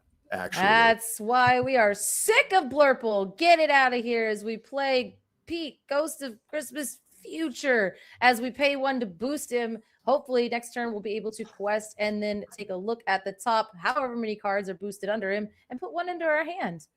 I'm going to circle back. All of these characters, Medusa-able. We could deal with Blurple. It doesn't have to be the boogeyman. Ravensburger, please. It's not the boogeyman, because all these cards get rotated out, I think. Well, that's true. Well, we're losing like Genie, Basil, Elsa. Elsa will be leaving, and I think that's the key card that has been holding us. And Sail and Tipo. How you ramping? Ha! We still got 1 jump. Stick with me. 1 jump ain't anything. Plus, it's supposed to be saying on turn 3, unless you have an underdog. Which, if you build your deck to play underdog on turn 1 and sing 1 jump on turn 2, and that's your only way to ramp on turn 2, please do that. Please let me watch you inconsistently ramp for the rest of the format. But Color, you're forgetting that you could underdog on turn 1, sing 1 jump on turn 2, and then also play a 1 jump on turn 2. So then you're starting turn 3 with 5 ink. Yeah, good luck. Good luck. You need to find you need to find your underdog and not have to ink them, because you have 2 uninkable ramp cards in your hand. You'll get there. It'll be fine. As Hades, Infernal Skinner coming down and inking something, because I wasn't making a point that won't matter until July. And we're gonna pop that Junior Woodchuck's guidebook, draw 2 cards, and see what we can do about this Pete, Ghost of Christmas Future, and Hades and Fertile Screamer. Yeah, I spent too much time laughing about the ramp thing and look back on the board, and suddenly Blurple has been answered all over the place. Looks like we had Hades and Hurled Thunderbolts take everything out. Absolutely. And we did go ahead and Hades, your Pete, getting that engine off of the board. Hades is a phenomenal answer to what Majo Basil. Oh my God. Come on, guys. Majo Basil. It's a Basil. Basil. I don't know. I actually asked, I went to the grocery store and I was like, can I get some basil? And they were like, what? As we do see a Moana coming down on the board, which will be allowing us to ink out of our discard, which then we go ahead and sing Let It Go with the Hades onto your Hades. And then we take the Let It Go that we just sang and put it into the discard. That is a good way to save on resources. And he would still have enough ink to just play another one if he so chose. But looks like they're passing the turn back over there. Blurple getting their chance to see if they can just continue the Hades war back and forth forever. Looks like 7 ink is being exerted. Oh, 8 ink. And Monstro. Monster coming in and doing one little crash into the Infernal Schemer. Now, do we go ahead and discard a card to ready it? I don't think it matters because I don't think you're going to take your Moana into our whale, but you might. Doesn't even finish, even if he did decide to challenge in. So you just be losing some stuff for fun, but having to take in the Elsa and the Monstro because Hades is a 3/6, and that is still a powerful stat line against a Challenge Matters deck without Cheshire Cat on the board. Every time I think that Monstro has finally left the format, there's always one insane Blurple player who's like, you know what? Actually, you thought you were safe. There's whales everywhere. There be whales as Pete again. It's Ghost of Future Past. I don't know at this point, but he's here again for the 3rd time. I don't know, but we're gonna go ahead and boost him for the vibes. It's always for the vibes, but we do have notably a lot of ink on our side, so we're not boosting him because we're gonna play Let It Go, rip it straight out of the hand, getting rid of that Monstro and taking the ability to just go ahead and ink it again. And we're going to send her on a quest because she does have 2 lore on her. Just kidding. She's going to go ahead and take out Basil because that's the safe, responsible thing to do. Yeah. Basil being able to just continuously make any threat suddenly at least 4 strength is, well, at least any threat in this deck, suddenly 4 strength is a terrifying prospect. So when you see those windows, always take the Basil. He is a whole problem as we are going to go ahead and play a genie, wish fulfilled, draw a card, ink a thing, and then potentially play another Hades because I think that's the only thing you'd really do at this point. Is it another Monstro? It's a Hades. Woo! So now we have all the ink as our boosted Ghost of Christmas Future goes into the inkwell to join his also brother of the Ghost of Christmas Future that got boosted Hades in there earlier. So Majo Basil has a lot of ink and nothing to do with it as we go ahead and scoop it up. And game 3. Typical Blurple fashion, they declare that they are the only ones who are allowed to draw cards turn over turn over turn. And if you play anything that's threatening to draw more cards, they'll remove it without a doubt every time. Yep. That seems to be the thing. Oh, goodness. Always saying that between Blurple and Amber Steel players, just imagine them not having it. It always happens. They always have it. As we're gonna do a little bit of a pile shuffle here in the middle. There's a few Illumineers out there that are cringing, but we're not pile shuffling. We're counting to make sure we didn't do anything crazy and misplace any cards. Because pile shuffling in between the games is against the rules. I think they did codify it that you're allowed to do 1 in official tournament rules. So please don't do it in the middle of the game. Do it before I get to the table. Or yeah, I'd agree. But, sometimes you got to make sure that you didn't. I don't know about you, but I am a chronic. If I'm on stream, I accidentally launch a card across the room. And I don't know how or why, but it's always every time I turn that webcam on, one card will just say, see you later. So bye-bye now. Bye-bye. Yeah.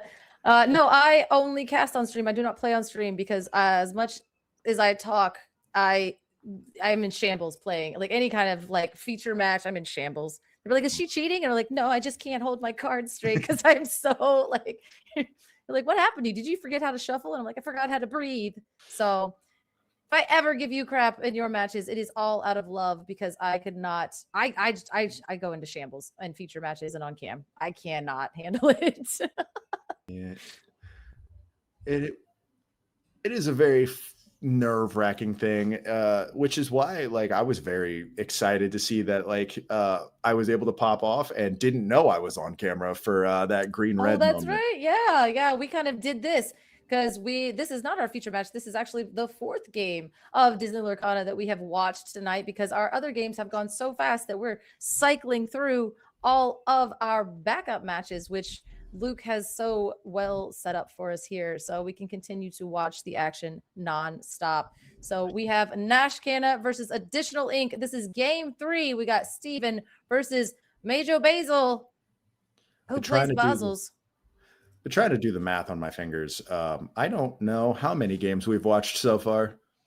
It's a lot of Disney Lurkana. It's been a day. Probably like 6. That is a number that could potentially be correct or incorrect as we go ahead and we are going to ink a Keep the Ancient Ways and pass the turn. Which don't worry, folks. Sapphire Steel does that all the time. It's an interesting choice to be playing that actually in core because there's not a lot of items to be taken out. And unless you're playing Blurple, I guess, there's not a whole lot of actions that you're seeing in most major decks. Blurple and Amber Steel are typically like the 2 heaviest density on them. No, it could have been an Action Matters. I mean, maybe here we do have Sail the Azurite Sea going ahead, inking a Tipo. You guys better kiss those goodbye. It's not even anywhere near July, and I'm just going to keep talking like that for months. You guys are going to get so sick of it. I'm like, remember rotations happening early as we ink a Rafiki Mystical Fighter to play a Sail the Azurite Sea, draw in a card, ink in a card, and do we have like another Basil? That'd be kind of annoying, actually. That card does not seem to ever leave the side of a Blurple player. And speaking of ramp options, it is going to be a very interesting thing to see how the Sapphire decks end up shaping up after rotation ends up happening, because like we have almost all of our most powerful plays on turn 4, and if we don't get another turn 2 ramp option, then we're going to be you're going to have to do new stuff. You're going to have to do new stuff. You're going to have to ramp on 3 like peasants. All right. As we do see the Cinderella dreams do come true. She will go ahead and at the end of your turn, you can ink a card out of your hand, then draw a card to replace it because she's a very giving princess like that. It's really nice of her. And notably, that ink does not come down exerted, which does not matter for most decks, but there are a few options. You ever play blue-green with that shift Basel and then do the Cinderella effect at end of turn, and then you trigger your Basel and you're still in your turn so you can activate it and make everybody discard? It matters. Do not ready your ink at the end of your turn. I will freak out as a caster. Also, it's really hard to keep track of you just like unexerting, and I'm like, wait, what happened? So it's against the rules. Keep your ink exerted when it needs to be and unexerted when it's not, because it could benefit you, especially like that damage Anna. Like if you flipped the Anna off of another card, say like, I don't know, not the Terror that flaps in the night. Oh, Let's Get Dangerous. Yeah. What if you flipped an Anna off of Let's Get Dangerous? Then you don't have the ink to pay for it to banish the damaged character, and you look like a fool because your opponent's playing Let's Get Dangerous. But it's fine. As Moana comes down, being able to ink the Sail that we played last turn. Pretty good. Reserving our hand resources. I like it. Princess density of this deck still holding strong, getting an additional ramp, additional ink, we should say. They love it. They love their additional ink. And again, like I said, this deck has the notably most highest density of princesses here, and gonna definitely be adding Myrda to the mix of that coming up in Wilds Unknown. Look at that. Yeah. Brave is my favorite like Disney movie. So I am so excited to finally have Merida in the format. I'm gonna say it right here and now. I know everybody's wanting the Buzz and the Woody iconic. I think the Buzz and the Myrda iconic are perfect, and the fact that Woody is the set champs and the Buzz and the Woody look really good together, regardless. I think I was upset, and then I was immediately fine again. As we go ahead, Sail the Azurite Sea, ink 2 cards, send our Genie on a quest, because that's like what he wants to be doing. As we are 3-0 here, going into game 3. Yeah, just a little incremental back and forth. Hopefully, with this being a Sapphire matchup, that we don't go to time, but I think Luke would probably appreciate that, so we don't have to go on to game 8. So There we go. And maybe getting there using all 12 minutes and 45 seconds that we have left over in this game. Now, we have a ton of ink on Major Basil's side, and he's counting every single bit of it. Is it going to be the Hades to go ahead and get rid of that? It's Aerial Sonic Warrior. Wait a minute. Now we have some songs. We can do some shenanigans. We can get rid of that, this and that. So we are going to sing Let It Go. man, Let it still go. has the 2 ink left over to remove any option he wants on the other side. I think from here, it's probably got to be the Basel, just to make sure that if there's anything that rushes down, it's not going to end up The sad taking thing out that is, Moana. he could play a guidebook and buff up. I mean, both of them were, I think both of them are correct. It just depends on what you think. If you think there's an Elsa in hand, or maybe we could not, we don't have the ability. But yeah, that Sonic Warrior coming in, every time you sing a song, you pay 2 ink to then go ahead and fling 2 damage over if you so choose. But Mirada does that just because she feels the vibe. So, oh my gosh. And then it's just going to have, so those 2 together, and it's more princesses. Like, Sapphire Steel is the princess deck all along, you guys, as Hades, the Infernal Schemer, comes down and just kind of infernally wrecks all of those princess plans that I had before. Oh, that actually does remind me that the Cinderella will finally have her shift line back in Infinity, so we can maybe like the Merida will be in like the Infinity time. Yeah, Or Indy? cut. I'm just kidding. Blue Like, says, more princess density. more princess density for sure. As Hades, your Hades coming down, leaving you with a alone. Oh, that is a royal guard, so we do have to be careful of it. But I mean, everything is getting a little bit bigger as we go ahead and ink the Let It Go, still reserving hand resources and sending those 2 on a quest to 3 lore to match your 3 lore. Typical Sapphire fashion. We're just gonna Hades each other back and forth forever. Yeah, So. we don't even have to. Yeah, I was about to say, like, I just saw, I was like, imagine if they reprint Stout Heart Cindy. They don't have to. She's an Infinity.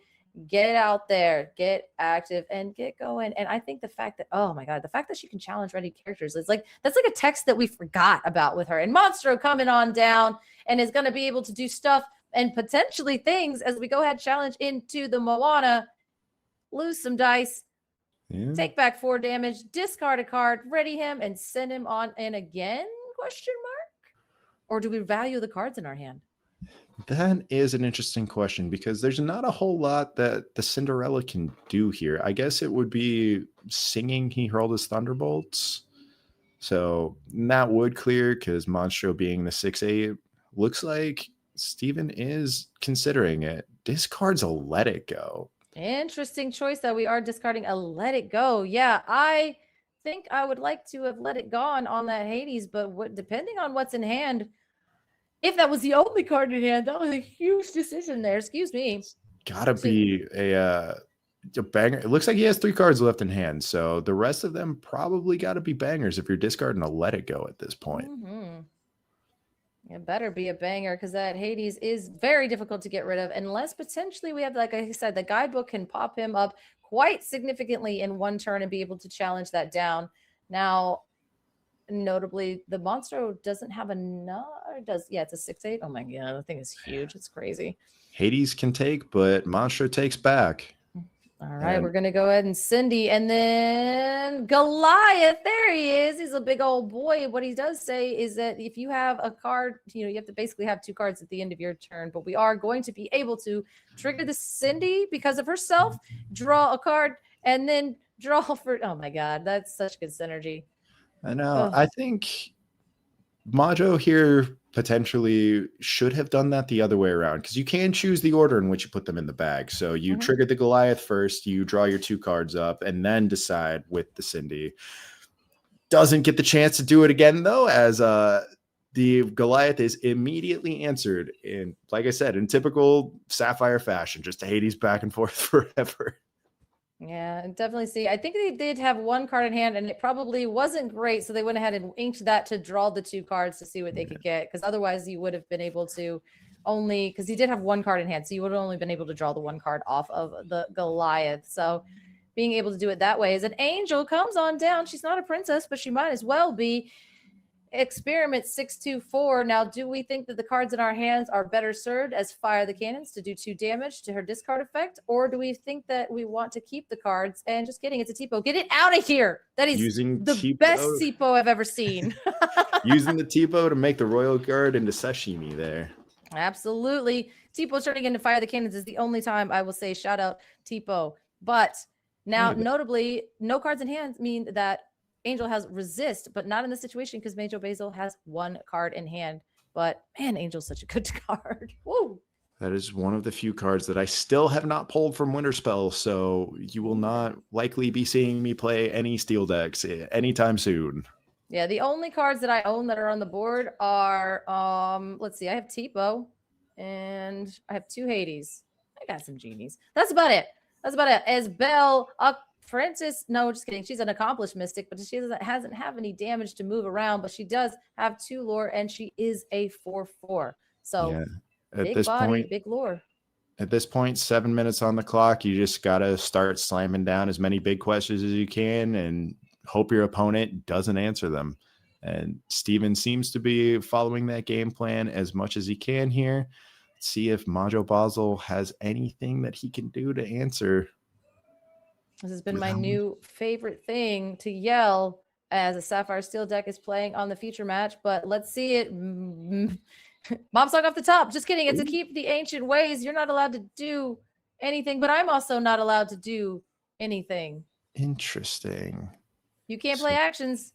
You can't play items. So you won't be able to play that guidebook, but you can't play Hades Infernal Schemer and get rid of that angel. Oh, this is looking rough for Major Basil with all of these 2 questions onto the board.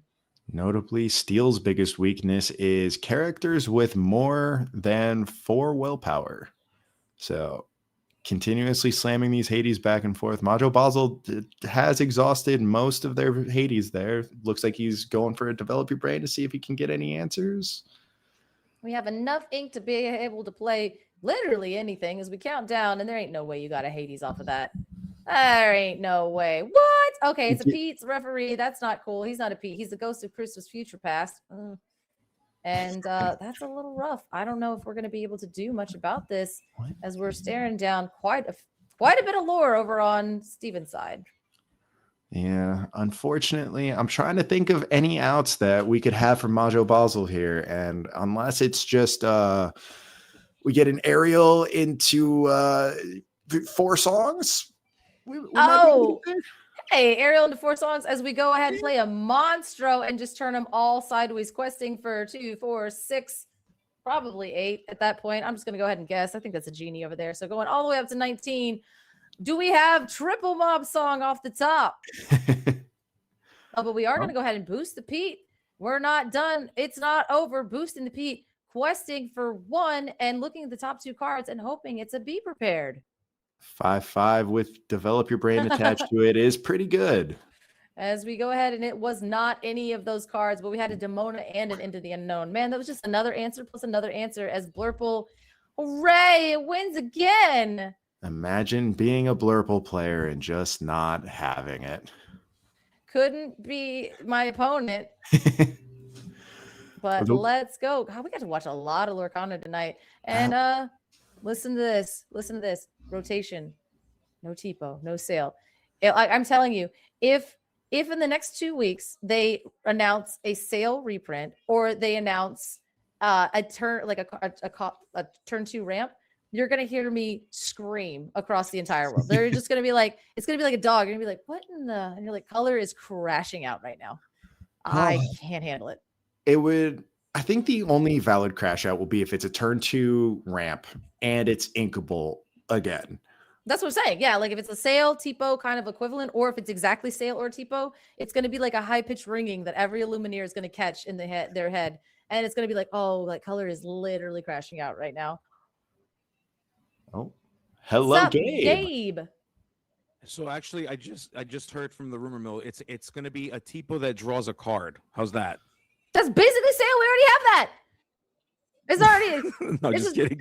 I just wanted to see you flip. I just wanted to see you. I just wanted you to flip your wig. Listen, So I apologize. we already have that. You're like, don't play with my heart. It's a Don't sale play with that my can heart like that. quest. I'm a It's Yeah. a sale that quest. Oh. You gotta love it. 2 lore pips this time. They're gonna reprint it. It's getting power crept. Yeah, It's he's 2 gonna lore be a pips. tutu. Why not? Who cares? I'm a Forget it. Sapphire player at heart, and I don't even want that. That Yeah, is too good. Yeah, that's what I'm saying. You know, we should be so lucky, okay? You should be so fortunate that these cards exist, that we're here. This wonderful game exists. Why can't we just be grateful for all of the cards that we have and all the cards that are yet to come and all I'm the gonna cards do that are going to go disgusting away? things with the alien Especially, and the claw. oh, dude, Yeah, claw, yes, alien claw tech is going to be. I have sick, dumb dude. ideas, and I will execute every single one of them. Okay, well, I will be following up with you because I also want to do stupid things with alien And like claw. retro Okay, so there evolutionary you go. device, that one too. I'm gonna throw that in a deck. I don't know. I'll Oh figure yeah. it out. Is it gonna be Smart. good? No. Is it And gonna be let's talk fun? about Dash, folks. Best card in the reveals today, and I'm going to call it right now. Best card in the entire set is Dash. That card is crazy. I'm sorry, nobody's as excited about that card as I am. So- I'm stoked about it. Quest on the turn that you come out. Are you kidding me? Or rush. It's like quest Crazy. or rush. So you like, and like a goat, Yeah, you you- throw it down and it's an automatic 2 lore. Or like Cobra, you throw it down and it's an automatic 2 lore if you have another card. This one, you throw it down and you can get 2 lore, or you can take something off of their board. Now, it doesn't give you a lore when it leaves, but it's I mean, a it's the utility. same thing. You're getting it faster than Goat gave it. You're getting it faster Mhm. than Goat gave it to you. You had to wait. Goat was on a layaway plan, and Dash gives it to you right now. And then forget about the fact that we still have to see what other cards out there that are going to say, when this card enters play, give this character lore. When this card does X, give this character lore. And you just dump all that stuff on Dash, and then Dash comes in. It's What if worse you- than Go-Go. What if you It's gonna Medal be of Heroes crazy. on Dash? Hold up. Dude, yo, are we cooking Is right it- now, Chad? Are we Is it like cooking? This is Scepter of Aerodel crazy. also too? It gives it like, oh no. It's what was the set one Sapphire card that exerts to give something an extra lore? Was it Yes, Eye of the Fates? Was that it? Eye of That the was, Fates, yeah. I Medal of wanted so bad Heroes, for that card to be good. Infinity with Dash, you guys. Boop. Let's Yeah. go. Comes into play, quest for 7. Let's go. And then you Let's do lucky this. dime it just to slam it home. Yes. Oh, Yes. no. And then we dime it. Let's go. Tamatoa who? That card is going to be silly in infinity. I'm telling you right now, it's going to be good to see. I cannot wait to see what people do with that Dash. That's my card. That's my Yeah. card of the set. I don't know if it's a Um, hot take, but I think Baby Head is going to be an all-timer. Is it the one I- that draws a card when it's banished? Whenever a character is banished on your turn. Yeah. Where you can sack like your own stuff. Like you could just like you can literally start banishing your own toys and drawing cards. And Xanatos has that same effect, by the way. Yup. Yerp.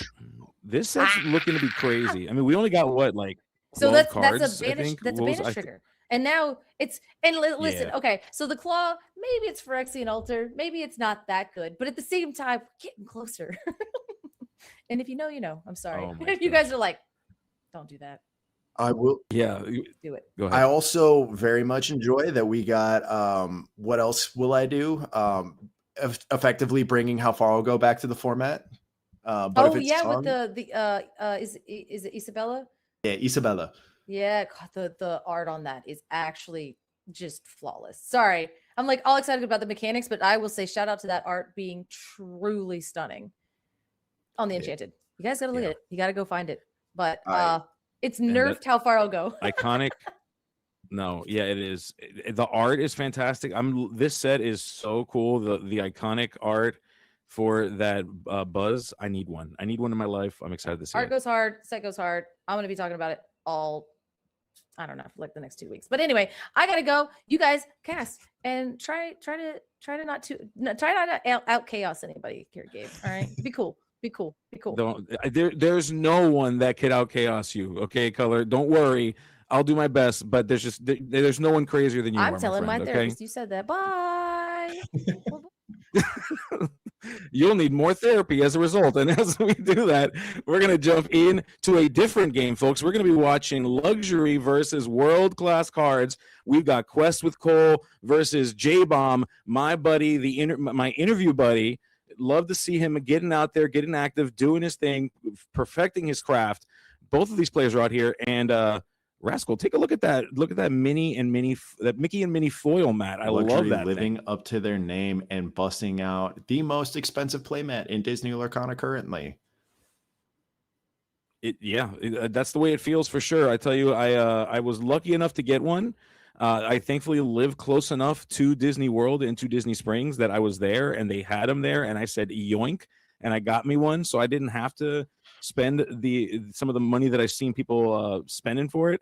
But man, it is a beautiful mat. It is a great mat. In fact, what I did with mine, I put it in a frame, and it's up in my office, so it's like this beautiful art piece. I like taking my play mats and turning them into art pieces. I wish I had that level of impulse control. It is my favorite thing to get these limited edition play mats, run them ragged, and then watching the psychic damage on my opponents as I bring them to a major competition.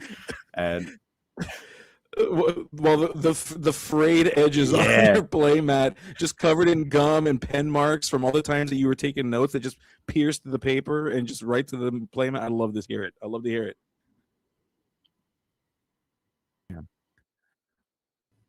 Yeah. And so the reason why we're skipping over to this one, the reason why we're showing luxury versus world-class cards, as you probably have already seen, we were 2-0 in that last matchup that we've been watching. This one, however, this game, this is the one that matters. They are currently 1-1 in the series for the night, and so this is for all the marbles. Although, to be fair, there is still the possibility where they can tie and then lock this thing up as a tie. But this one is for all the marbles between luxury and world-class cards. So we're seeing Quest with Cole, we're seeing J-Bomb, lots of pressure on both of these players to be able to perform for their teams. You can just hear luxury. You can just hear the members of world-class cards cheering their I do not envy J-Bomb in this position, because with it being a 1-1, if J-Bomb ends up losing this match, then it does make it so that NVRShift could take their first place spot in the standings for this division. NVRShift trying to be sneaky. They're bobbing and weaving, trying to get in there, trying to secure their spots. We are closing in on the final weeks of this Swiss round, I guess round robin, I guess is what we're calling it, of this Swiss round robin situation. And, you know, Rascal, you've played in this thing all the seasons that we've done this. You know how important every single game is when it comes to the ICL. This division has been super tight. Like, everybody who is currently in contention for top 8 is like very much like fighting to maintain their positions over and over and over again. And J-Bomb out here flexing his PSA 10 discard. I was gonna say, why is J-Bomb stunning on Cole right now, dude? This is crazy. He said, your team's luxury. Look at this luxury. Yeah. You're luxury, but we're world class, dude. Check this out. This PSA 10 discard card, question mark. Crazy. We'd love to see it. J-Bomb, no, not the braggart at all. Very humble guy with the PSA 10, of course. We'd love to see it. Also, well, we ain't got anything going on here. J-Bomb is also one of my locals, and the amount of random lore that I just get from this guy all the time just blows my mind. If you ever hear a J-Bomb story, it sounds like he's making it up every time. You know what? I've gotten that vibe, and yet he's so detailed that you just know he's telling the truth. You're like, there's no way that you could make this up. It's crazy. It's funny. He told me that he used to do karaoke with Afro Man, and I was like, there's no shot. And then he sent me a picture of it, and I was like, Jeffrey, what is going on?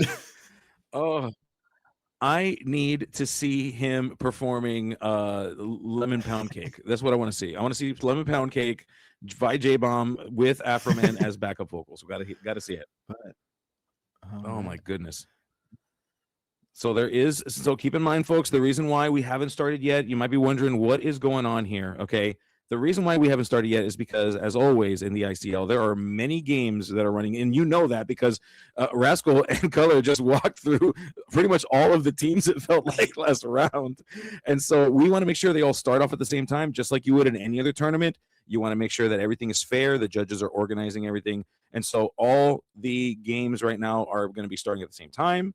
And that's why we're still here. We want to have nice, clean games of Disney Lorcana. That is the point. And also, it looks like they're starting to prepare for everything. We got J-Bomb on the play here, and inking a Basel, probably Oh. indicating that he is on blue-green, coming from my title of best blue-green player in the Chicagoland area. You know, leave it to your friends to try to steal what's yours as we see a Diablo finding its way onto the table here. Quick ink, quick quest. Speaking of quest with Cole, initiating the plan, going for it, no second thoughts. J-Bomb going to go ahead and ink a second cow to play Tipo. And Rascal, you guessed it right. It is, in fact, Emerald Sapphire. And here we are getting ready to do some crazy things if we can get late enough with our ink count. And if I'm him in this position, I think it's pretty much safe to quest with this Clarabelle here. And it looks like he agrees with me. Diablo, not really going to have any way of dealing with that unless quest with Cole's playing green, purple, or amethyst, emerald, and then like improvising out, swinging damage into that. Although improvise is only 2. Hypnotic strength. Okay, yeah. Listen, you could get punished with a hypnotic strength, but we see it is Ruby Amethyst over here, and it is Scrooge McDuck, Boosty Scrooge McDuck, as I like to call him, Uppies Scrooge, coming in here, starting off small. But here's the thing about this Boost Scrooge. That thing grows so quick. It is incredibly difficult to answer and is a must answer as soon as you have the option. Speaking of, it looks like J-Bomb already inked a You're Welcome. Should be indicative that he'd have another one in hand if he's inking it away with that Donald on field and Clarabelle shift line ready to go there. You would think so, yeah. That usually is what that means. I'll tell you that when I play this color pairing, it means that I've got 0 other inkable cards in my hand. I have no choice, and I have to do it. And I'm going to just completely stone face be like, yeah, I got 3 more in my hand. Don't worry. I'm coming for you. Yeah, and hope that I go. It's been very hard for me to play this deck anymore with anything more than 6 uninkables because I love inking the cards in my hand, so I don't have to worry about that for the Clarabelle math. And we have a Madame Medusa, and please, production, pull up what that does because I cannot remember what all of them do. I can tell you. So that is the 3-cost Madame Medusa that is both colors. It is the Deceiving Partner. She is a 3/3/3 quest for 1 double cross. When you play this character, you deal 2 damage to another chosen character of yours to return chosen character with cost 2 or less to their player's hand. The way that all played out, I thought it was like a Teeth and Ambitions on a body, but no, returning it back to hand, saying, I'm going to take your bit there, J-Bomb, and bounce everything back to your hand instead. Yeah. And so this is very indicative of what I like to call the Flinger Dingers. I think that's the more popular type of name for this style of Ruby Amethyst. The idea here, of course, is to utilize damage, launch them into places, what you can expect to see in a build like this. Things like Cheshire Cat, things like the Accomplished Mystic Bell, and other ways to just send damage over to your opponent. But in order to do that, you got to generate that damage, and that is what the Madame Medusa is here to do. Already starting off, bouncing cows, sending them back into J-Bomb's hand.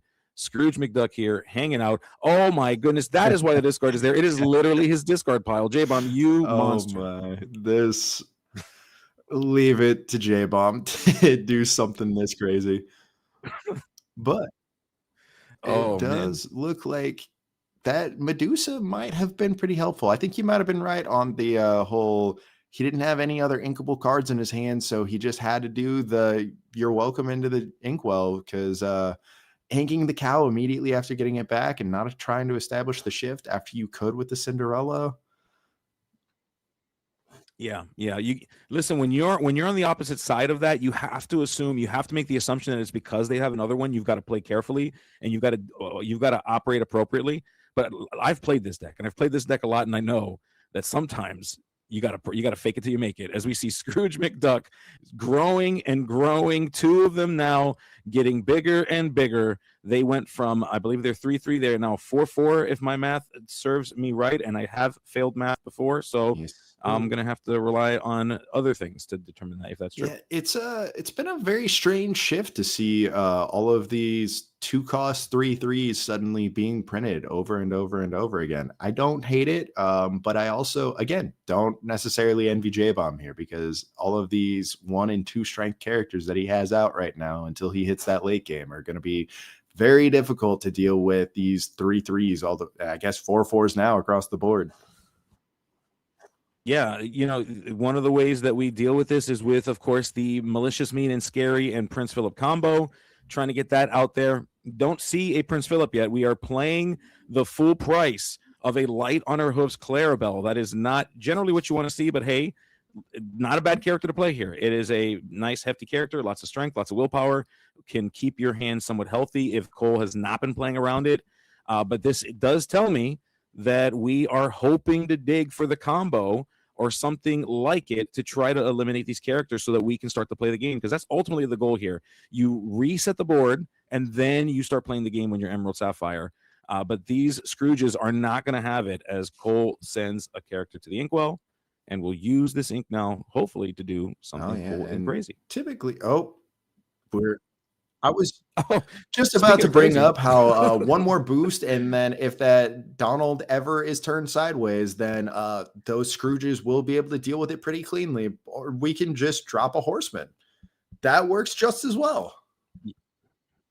Yeah, that is a way to do it. And Cole just saying, hey, if before you start doing crazy things and before you get to the point where you can just play the full price of a Vanquisher of Foes and sing with one of these characters, a Malicious, Mean, and Scary, I need to figure out ways to collect lore. We're going to send this Mother Gothel in. I've got Scrooge McDucks. I've got Headless Horseman that can deal with you if you decide to deal with my Madame Medusa. So I dare you, J-Bomb. I dare you to turn those characters sideways. I dare you to challenge this. And it does look like Cole is in a pretty decent position now. But as I was telling Color earlier, typically the way that you just got to deal with the Sapphire decks is you just got to get under them quicker than they can establish their threats.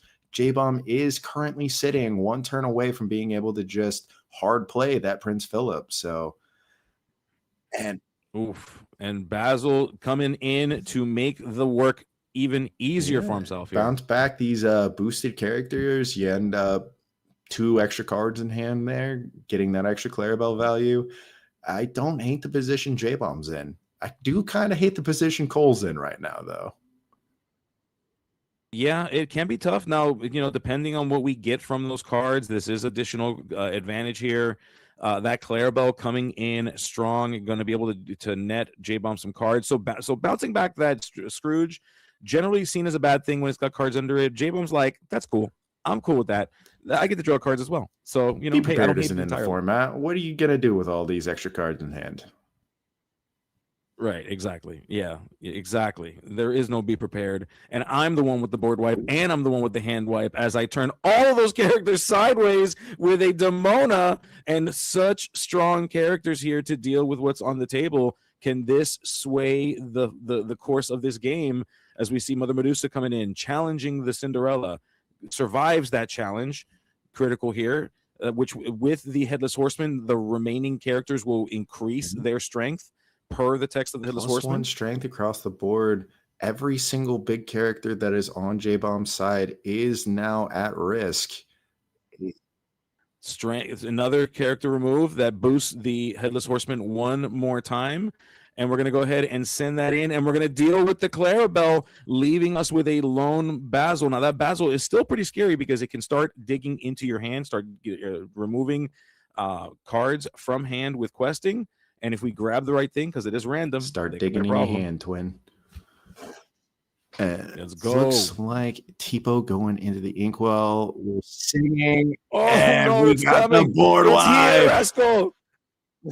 The Vanquisher of Foes has found its way onto the field. Malicious, Mean, and Scary. His snarl can curdle dairy, and violence-wise, his hands are not Fun the fact, I don't know any of the lyrics to that song because I still have not seen Tangled in English.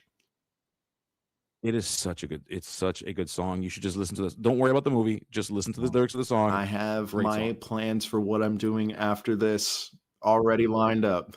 You've got there you go. You're 3 minutes after the ICL. I've got that booked up. I'm glad to hear it. It really is. It's a cool song. It's a song about, even though I may look a certain kind of way, and even though you might think I'm scary, I actually have dreams. I have a dream, and I wanna live my best dream that I can.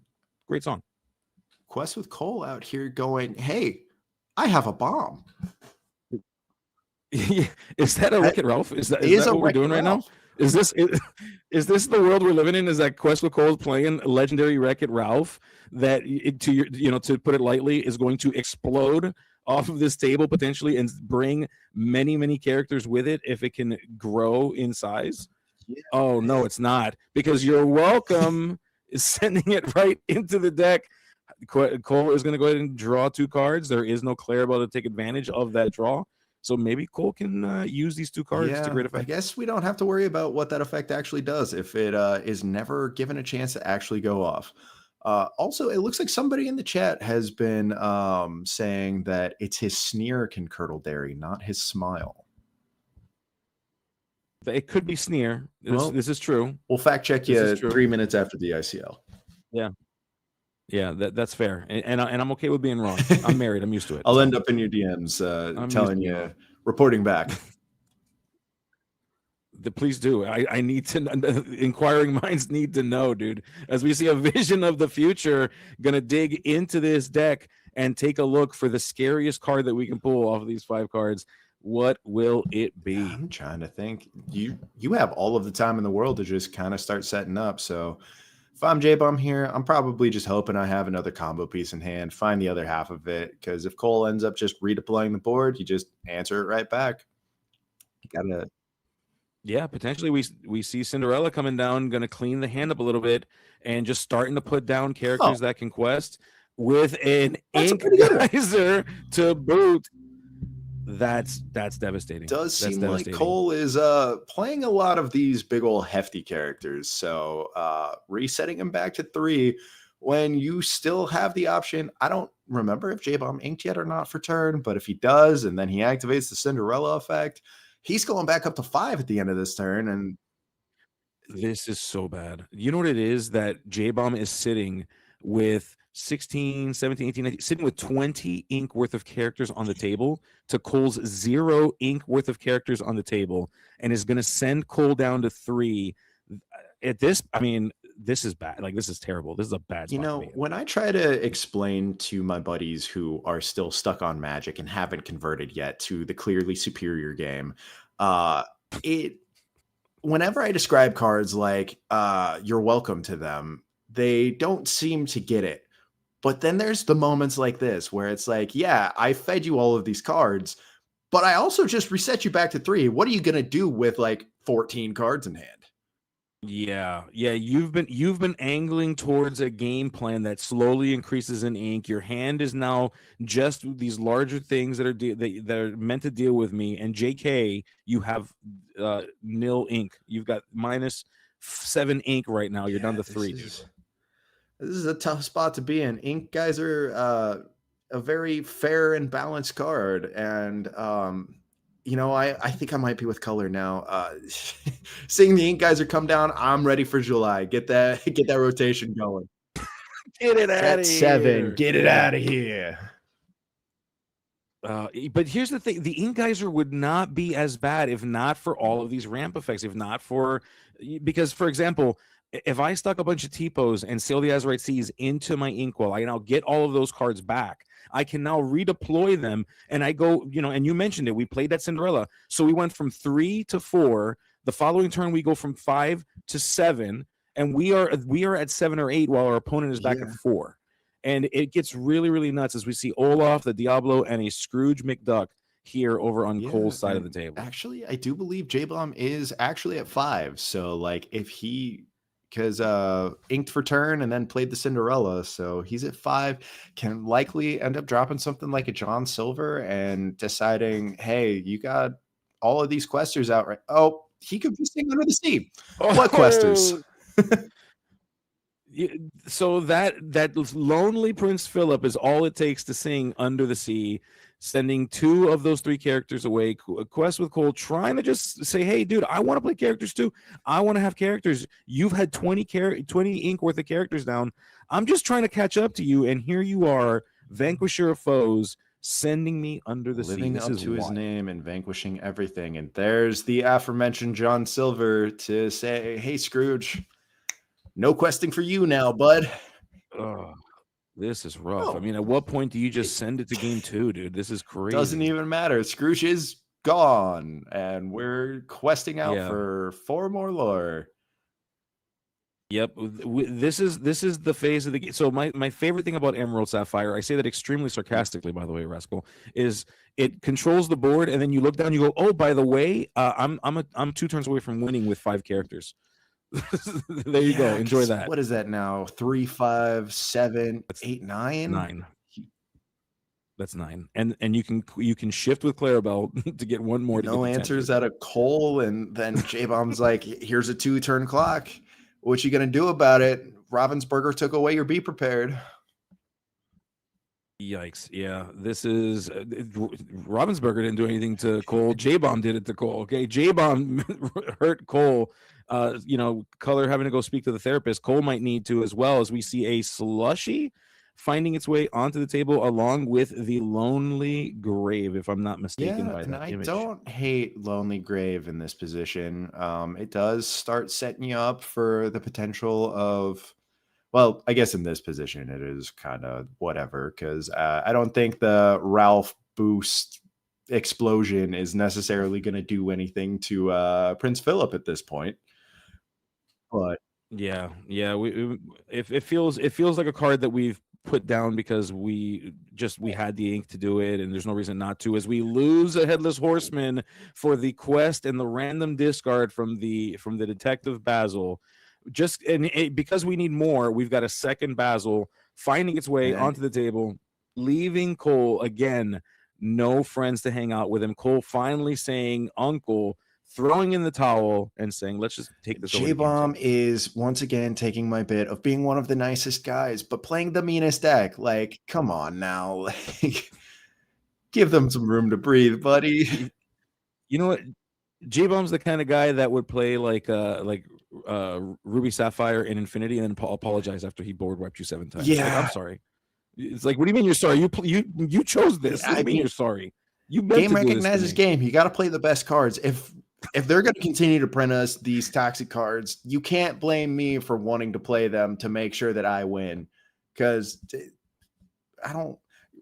people say that Amber Steel isn't very fair, and we've had pretty much we watched it earlier where it was the most fair thing that I think we've seen on stream all night so far.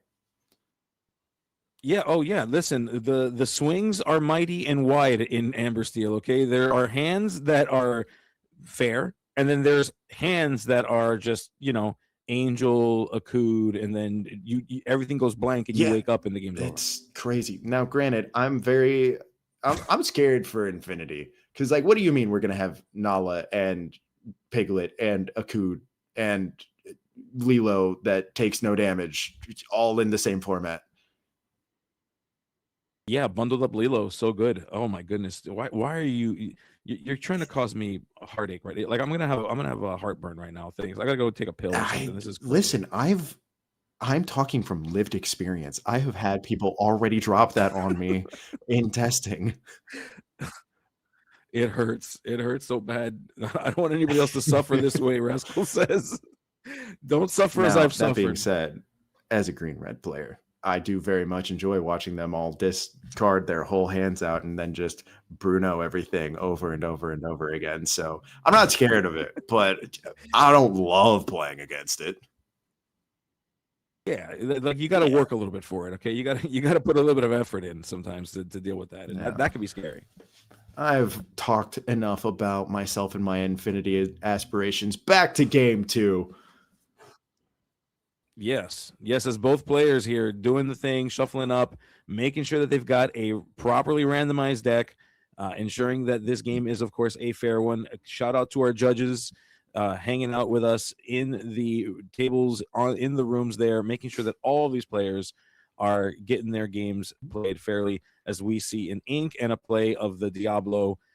Typical turn 1 play for Ruby Just Amethyst start here. slapping down characters, get everything down quick as possible, quest out before J-Bomb can consistently just ruin your day over and over and over again. Yeah, as Emerald Sapphire is known to do, we see the Scrooge McDuck finding its way here. That Ebenezer, or the Ebenezer Scrooge finding its way here, trying to get behind this here. We see, there you go. There's Sail the Azure Sea. I was a little bit worried, kind of slower with it. I'm like, wait, are we going to actually ramp? Turn those 2 sideways. We did have it. We are playing that sail. J-Bum is off to the races here and gonna go ahead and ink to get to that magic number of 3, while Cole is hanging out I with know I just 2. mentioned it earlier that the Clarabelle was relatively safe to quest in the face of that Diablo in the last game, but Scrooge McDuck, pretty big deterrent, making sure that that Clarabelle is not going to quest or challenge that Diablo off the field. Make sure to get your little chip lore in, and this is a pretty decent spot for Cole right now to start getting things going. Which is generally the place that you find yourself when you're up against Emerald Sapphire. It feels this way. And then there's a moment where the air shifts, and then suddenly you're not okay. And so J-Bomb, of course, is doing what control decks do, which is you live in a scary place for a few turns. We see, speaking of scary places, Graveyard's pretty frightening. We got the Lonely Grave coming in. Going to go ahead and banish that, banish that Diablo, which nets you a card draw here.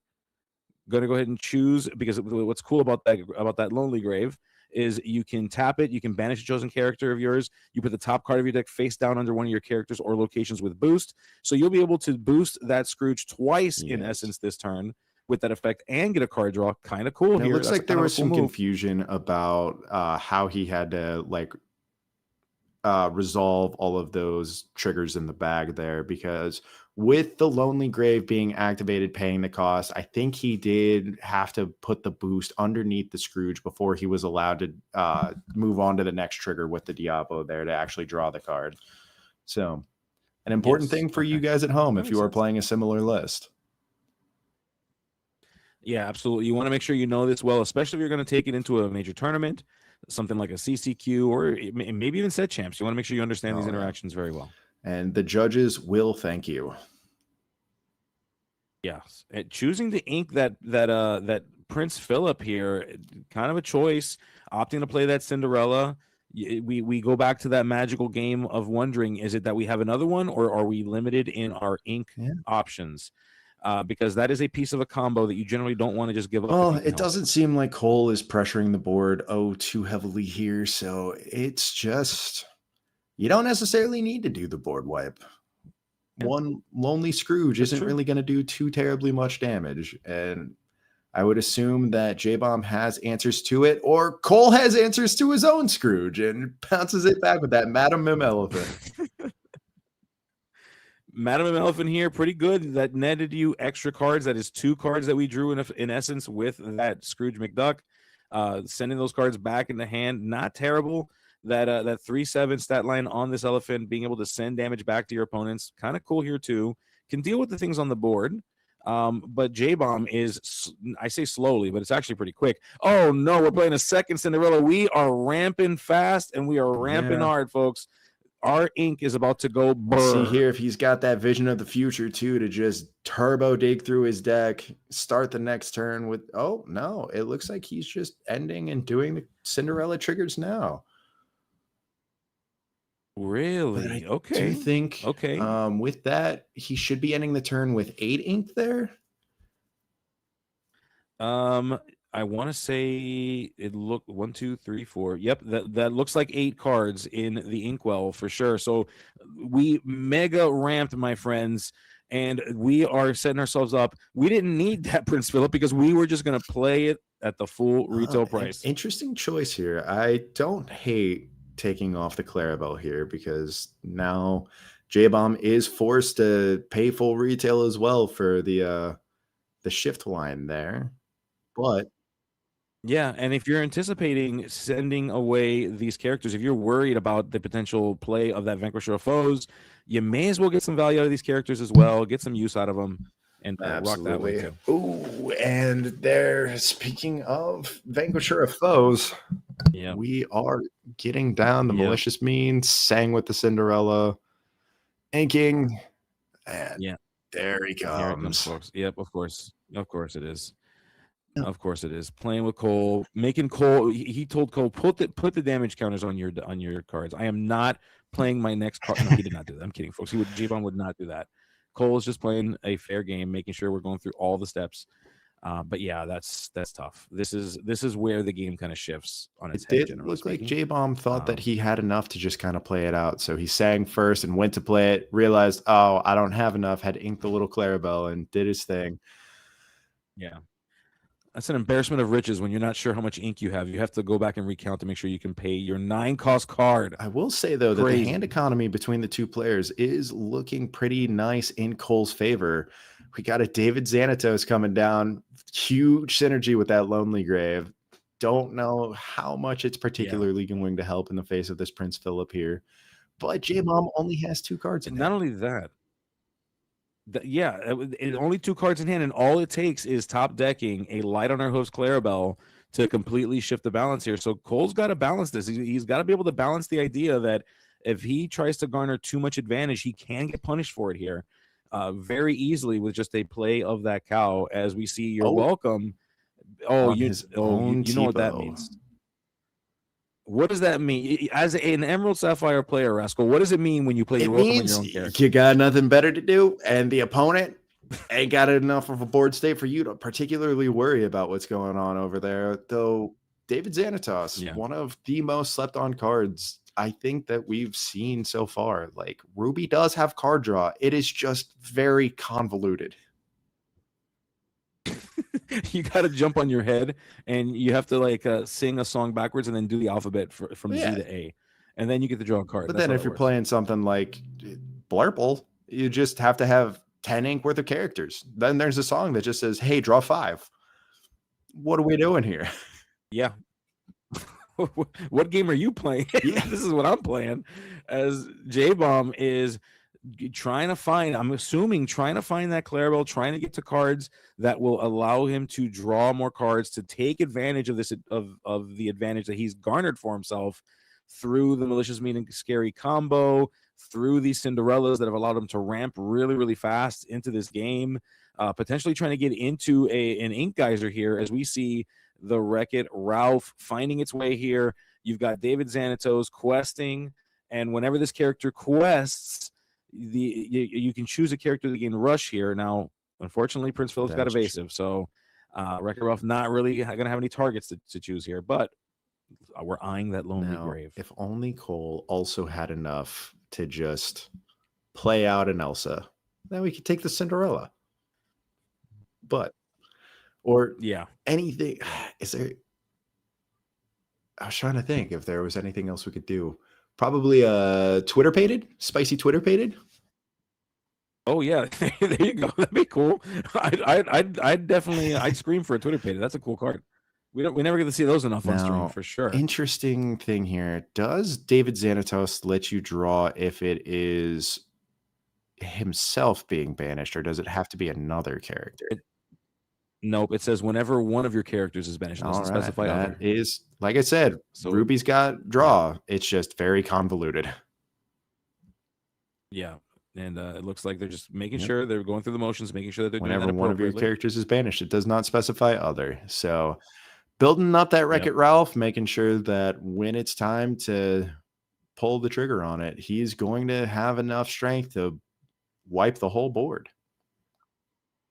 Yep, correct. So we've got 1 card under that Wreck-It Ralph right now, boosting that up by 1 strength for every card that's underneath.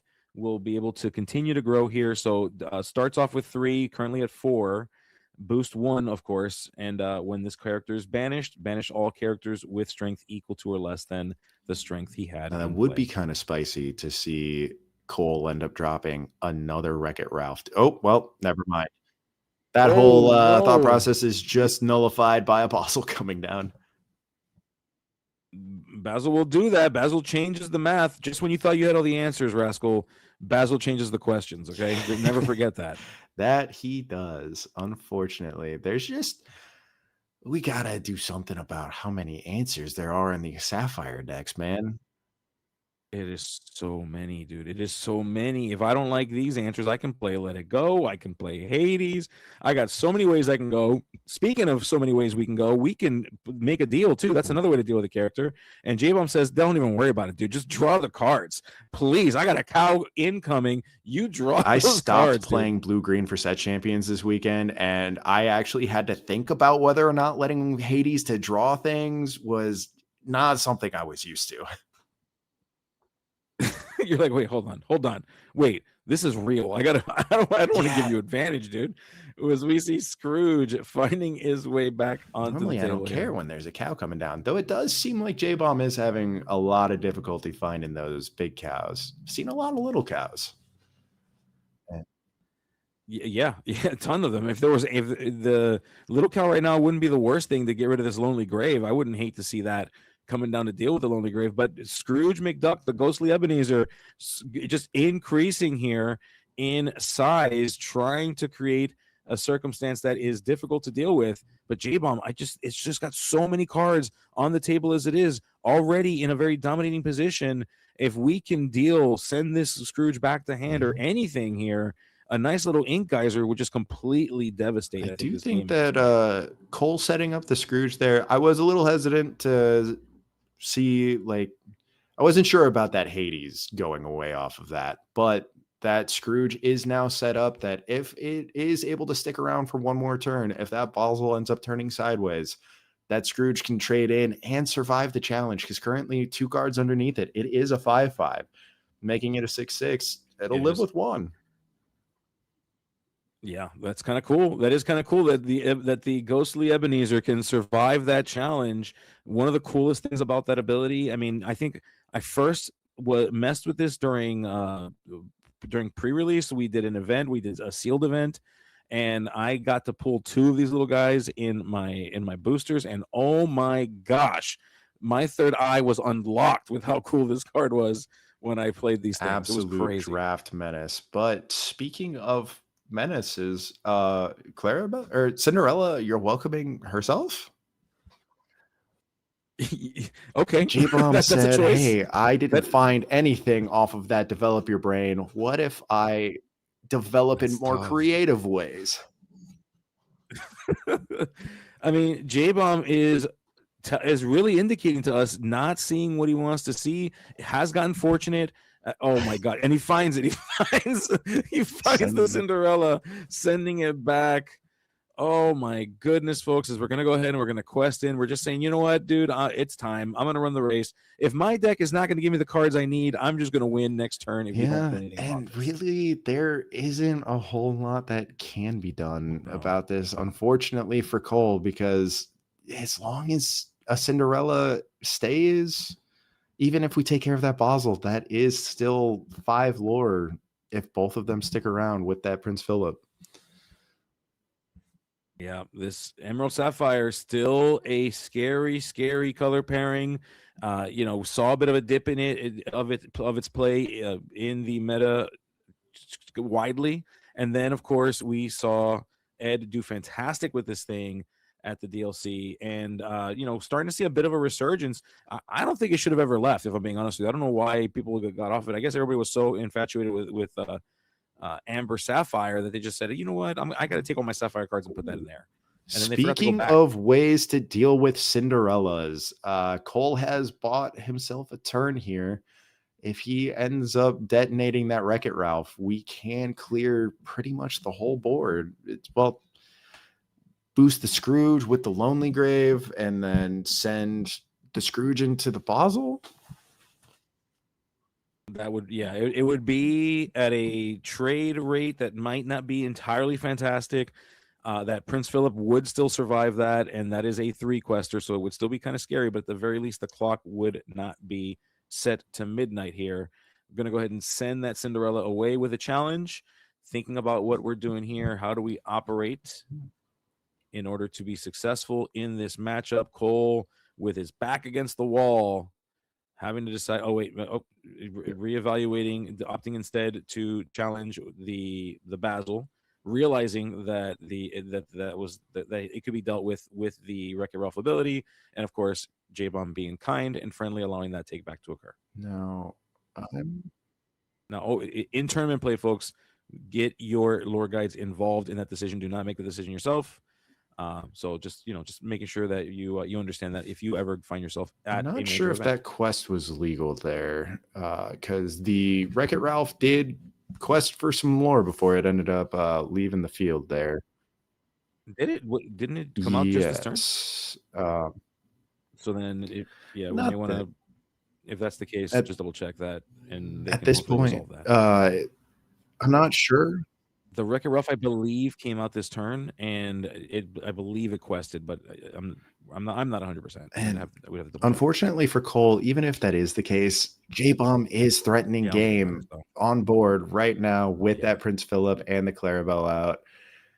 With Cole answering either one of them, it still is just enough lore for him to get there. So once again, be prepared being Yeah. out of the format. Just so unnecessary. I want Real it back rough so here. bad. Yeah, it's rough. I mean, we see Cole here playing the Elsa. It feels like for not, as we're gonna go ahead and play down that Scrooge one more time. Say goodbye to the Scrooge before we shuffle our cards together. Gonna go ahead and initiate a boost with the remaining ink that we have, and I think we're just saying goodbye to the things Yep. that we've got here. Cole revealing he's stuck with 2 uninkable 7-cost Wreck-It Ralphs, a Headless Horseman, and that Scrooge. Just completely gridlocked on the inkability there. Taking That game is actions just to take game actions. It does Yeah. kind of. My favorite is moving characters to McDuck Manor. That's And my then favorite. having a second McDuck Manor so that you can just switch them back and forth and back and forth. Those are my favorite game actions to take. Those are fun. Those are a lot of fun. As we see J-Bomb securing the 2-0 world-class cards, locking down this game 3, locking down their victory tonight, keeping NVRShift away from that number 1 spot, saying, nay, NVRShift, we are still in charge here. Now, here's the thing, Rascal. There is 20 some odd minutes left in this tournament, or in this night, and there's got to be some people still playing, I imagine. So Luke will be sending us into some other games here, and we're going to be getting a chance to take a look at that in a moment. But I mean, holy smokes! Talk to me a little bit about what you saw there. What how you've been here 2 rounds, so talk to me about some of the things that you noticed. Unfortunately, I wanted to give the chat hope that like red purple does have game into blue green. Unfortunately, that is Ruby Amethyst's worst matchup possible, is that Emerald Sapphire there. Yeah. It is so difficult to because you just want to assemble these value things turn over turn, and then once you finally have assembled your cool little engine, this Emerald Sapphire player is like, all right, cool, I'm just going to play 2 cards in. All of that's dismantled. Yeah, it's tough. I mean, it is exactly the kind of matchup that Emerald Sapphire wants. Emerald Sapphire wants a deck that needs just a little bit of slowness, just a little bit of time to get to that mid-game portion of the game, and that is exactly the amount of time that Emerald Sapphire needs to create a very untenable board state, initiate the combo, and then start dealing with targets 1-to-1. And when you're not able to deploy multiple characters, if you're not able to be fast enough that before they get to that point, you're at 14, 15, 16 ink already, that's exactly the use case for Emerald Sapphire. That is why you play it. You play it because you want to see mid-range decks. That's exactly why you play it. And perfectly mapped it out, J-Bomb realizing, and world-class cards realizing, hey, they're likely to play this. I'm going to play this. And J-Bomb is notorious for being one of the most analytical players I think I've ever seen in my life. Him just sitting there and being able to recognize everybody's little patterns here and there and adjusting accordingly. Great coach for the team, or team manager, whatever he is actually for the team. And it's paying off for them very heavily, sitting comfortably in first place there. Oh yeah, without a doubt. I mean, I would be very hard pressed, and I'm willing to say it now. I see world class cards making it all the way to the finals. I'm not willing to say that they're going to win the whole thing, but I can very easily see World Class making it to the finals. Strong team, strong group, very led in a very, very efficient way. I'm gonna say that now. Hey, despite the fact that we lost to them on stream, we ain't gonna let them take it without a fight if we can help it over here on Lords of Lore. But looks like we have TFM Melissa versus J Stamps for our little backup match here. Ooh, and oh my goodness, Melissa is not playing the wow-wows, not playing the dogs that she so loves and is known for. Huge fan of Lady and the Tramp, huge Disney fanatic, Melissa. Just love her. She's great, Right. wonderful human being. Up against J Stamps, and she's playing Amber Amethyst here. Rascal, this is pretty cool. This is crazy to see. Amber Amethyst is likely one of my favorite decks to like watch and pilot. Like I am a known Amethyst hater, but you put that together with the Amber cards, there's just something about it. It hits differently than any other deck. It's like Blurple, but with funnier little guys. And cards that say if you play an evasive, you get punished. It's That's like cool. real removal. It doesn't go to the inkwell. So you're not giving your opponents any advantage. You're just like, nah, get that out of here. Goes to the discard. Yeah. Oh, Genie, that's cute. Elsa, that's Prince cute. Philip, that's cute. Get that out of here. Yeah, okay, good. Cool. Vanquish your foes. Yeah, vanquish the foe, dude. Get that thing out of here. That being said, Blurple but different against a Blurple but Blurple. Yeah, and if the stats on screen are correct, J Stamps is 1-0 right now. So we are currently in game 2. So Melissa is not only fighting against J Stamps here, but she's also kind of fighting against the clock, because if she's behind the 8 ball and she needs to win 2 games back to back, they're gonna have to figure this out pretty quickly. And looking at the lore count, looking at the lore total, we haven't done that as effectively as we probably should. And typically in a matchup like this, the whole point of playing the Amber Amethyst build is to just kind of establish your mid-game plan, get out like as many evasive cards as you can, and then just go, well, I'm just going to control the skies. There's nothing else that you can really do about it from there unless you're playing board wipes. But doesn't look like Melissa was able to establish that just yet here, and hopefully it's not too late for her. Yeah, and looking at here we go. Speaking of the Horseman Strikes, send that Dumbo out of here. 9th wonder of the universe. No, you're not. Get out of here, dude. But looking at the board here from J Stamp's side, what I see here is like a pattern of cards that have very effectively helped control Melissa's board. That Isis using a 3-cost character, that using that Cheshire Cat as a challenger, being able to effectively control the board. We've got the Hades forcing Melissa into a decision that either way is terrible. So you can just see that J Stamps has had such a great sequence here, such a great curve all the way up. And Melissa's just fighting from behind, just trying to deploy characters, hoping that they'll stick. This poor Mowgli fighting for its life. And the 9th wonder of the universe gone, but the 18th wonder of the universe here hanging out with J Stamps as it returns to the board. I think Melissa, despite not having anything on board here, she has drawn a lot of cards, and she is playing an Amber deck. So maybe she's just taking her time, playing it low and slow, letting J Stamps develop out to the board, and then maybe she's got that Raging Storm in her hand now. She's going to need it. If she doesn't have it, she's in a world of hurt, because we are currently sitting at 6, and I think you may be right. And Rascal, you are in fact on the money.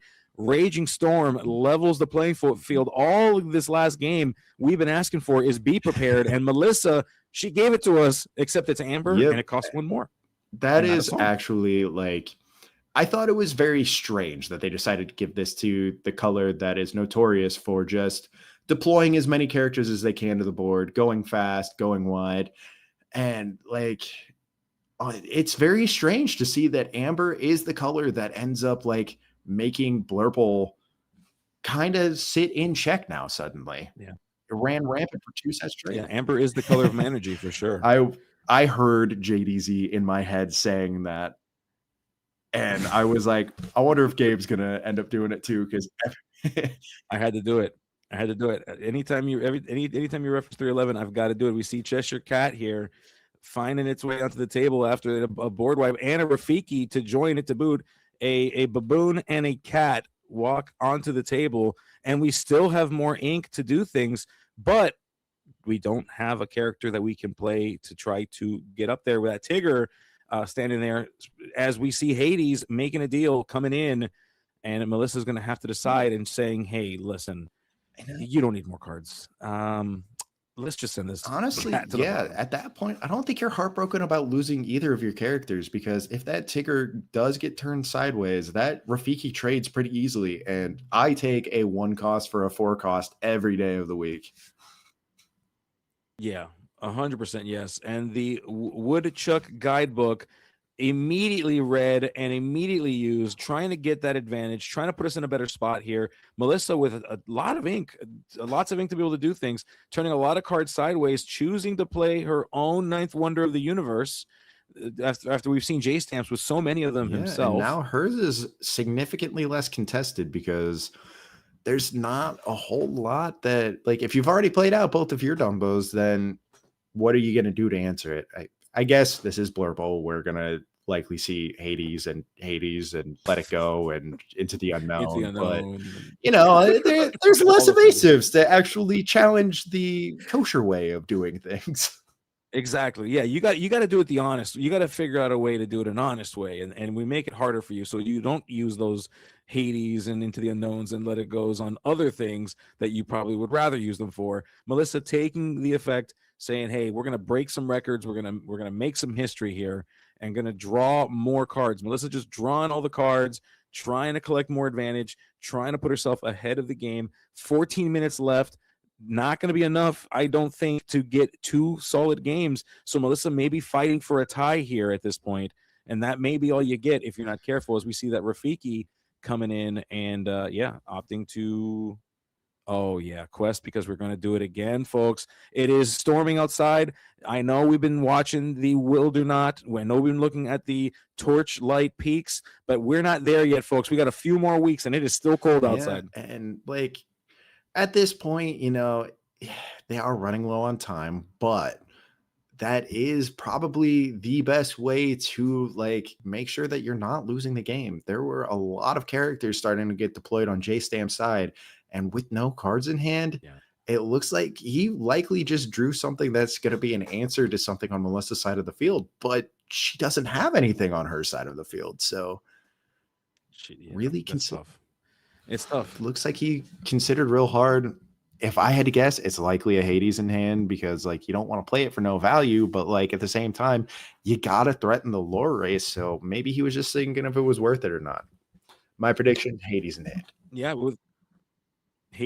that makes sense. That does make sense. I mean, that is the play you make. If I had a Hades in hand and you don't have characters down, I might wait. It depends how far behind I am. You know, I might say that.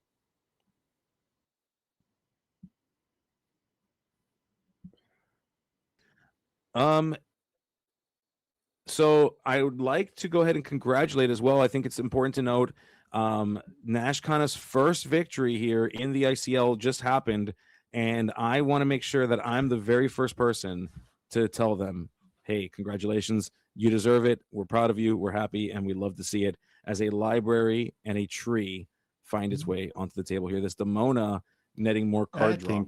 It is a very probably a great morale boost for them too, because I think they're one of the newer teams to start coming in. So, like, if you're gonna sit there and get bullied out of the format, like, you don't want to, like, make people feel bad. So, like, congratulations, dude. Like, you've proved it. You can do it, and if you keep doing it, there is still a chance to make top 8. Yeah, that is the beauty of it. It's not a very lean top cut. You can still make it in, but Nashkana, you're gonna have to keep winning. You're gonna have to take this momentum and move forward with it. As we see 2 trees on the table with an Elsa that costs, I believe it costs 4, because we use the first tree for the second tree, and then the second tree on the Elsa.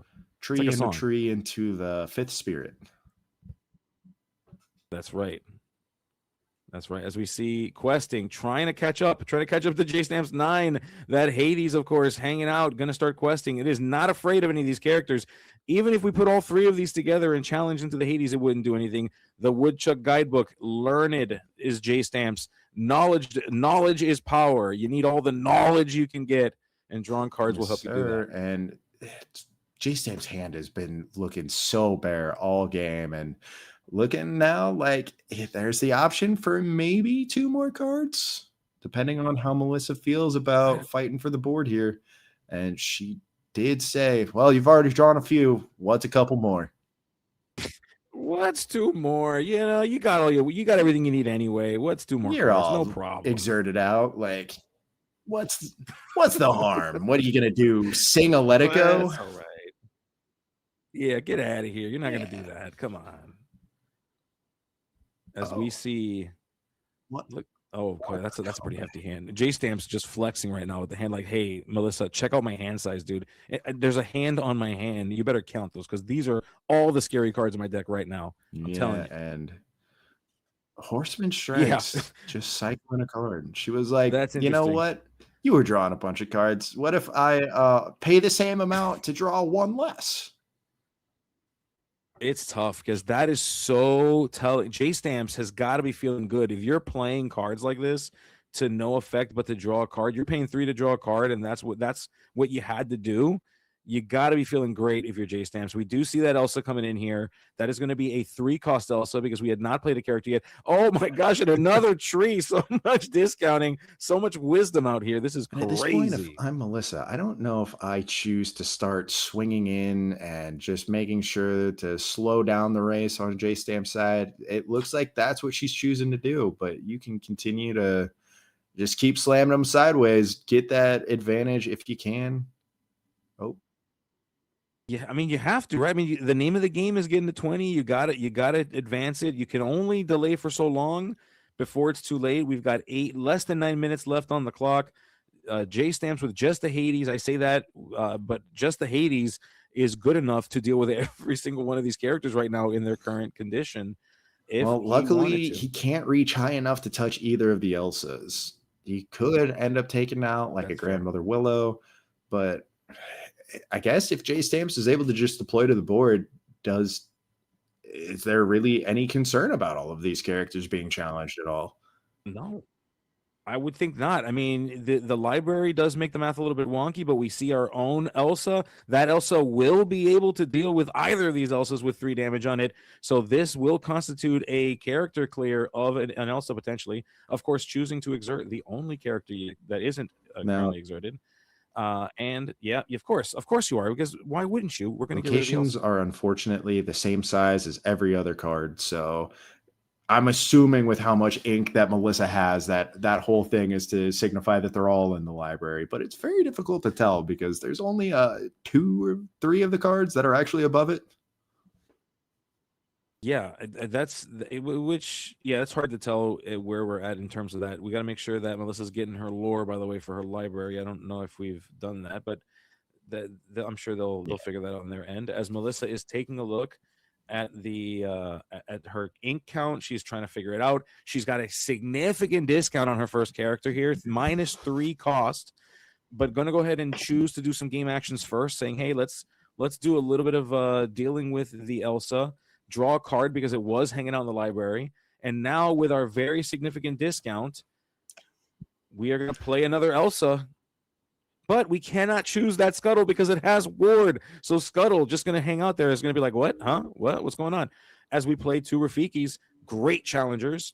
But man, look, this board's kind of crazy. Rascal, this is kind of a nutty board. I mean, this is the way that Melissa stays in the game, is by continuing to just develop card over card over card, because Blurple's still one of those decks that has not received a board wipe other than Spooky Sight. And I mean, that'd be very good into Melissa's deck right now. I was going to say a Spooky Sight right now would be devastating. I don't know if people are really giving up the uninkable slot still to play a 6-cost card that kind of backfires almost every time. Yeah, it can be rough. It can be rough here. And J-Stamps is got to be thinking through, how do we deal with this? How do we figure this out?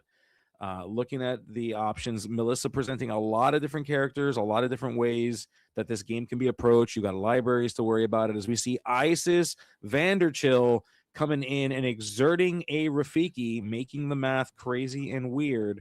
Does J-Stamps race, or does J-Stamps deal with the board? J-Stamp says, I've got the clock's advantage.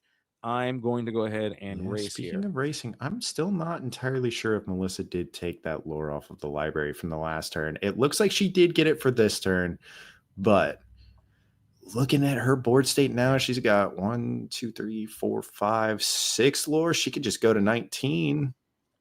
She can go to 19, yeah. But opting instead to deal with what's on board, I guess worried about what might be waiting on the other side here, choosing to take that Rafiki in, not allowing the clock to be a factor, saying that there is some concern, looking to draw cards too. That, you know, with the Rafiki sitting in the library, you get to draw a card. But yeah, I think Melissa having to decide, because J-Stamps is currently sitting at 17 lore with that last turn's quest, and having to figure this math out. So it does make it weird with that much. You got to deal with something. You cannot leave either of these two characters up if you can help it. But if you can't help it, then J-Stamps is going to clear this whole thing. That makes significantly more sense, is that the lore total just wasn't updated, because I was sitting there, I was like, she can just go to 19 here. Why is she thinking about anything other than just slamming things sideways? Pressing the buttons is difficult sometimes. It's hard to press buttons, Rascal. That's a tough thing to do. That being said, she does have enough damage on board to take out every single character at the cost of all of her characters. Losing every character. Right. So it's possible. She still gets the ink reduction off of the Willows. So yeah, it's not the end of the world.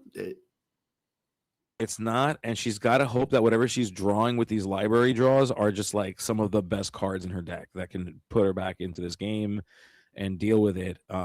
We'll see, I guess. This is rough going, though. Melissa in a weird spot, having to fight from behind.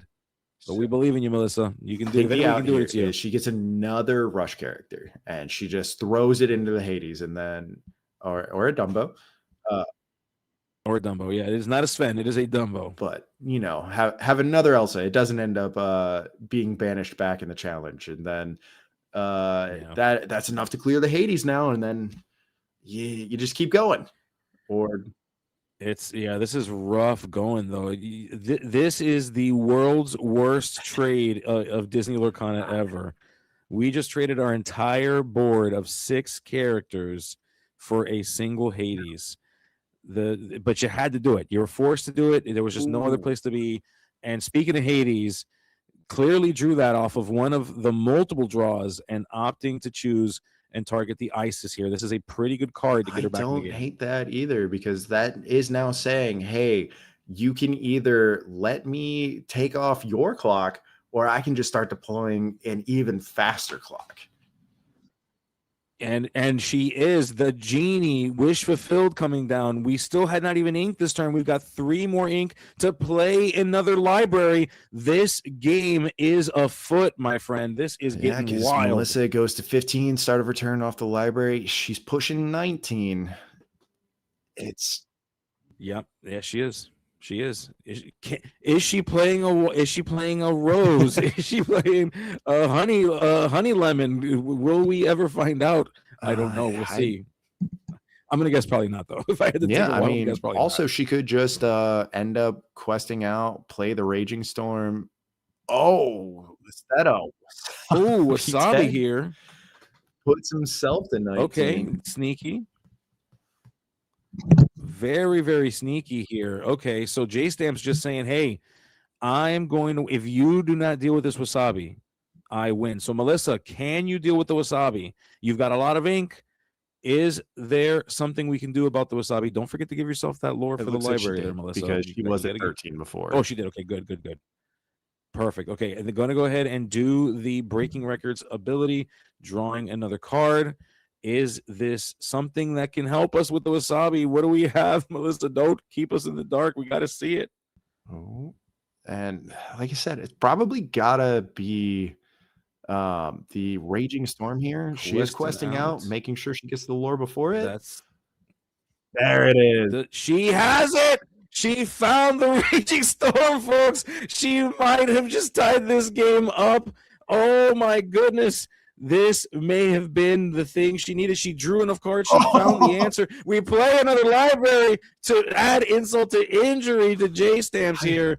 Oh, I was my just goodness. about to say, too, maybe J Stamps has the out of he teched in Cusco and Hideaway, and then he just plays both because he top decks one of them, has the other in hand, and holds Melissa off for one more turn.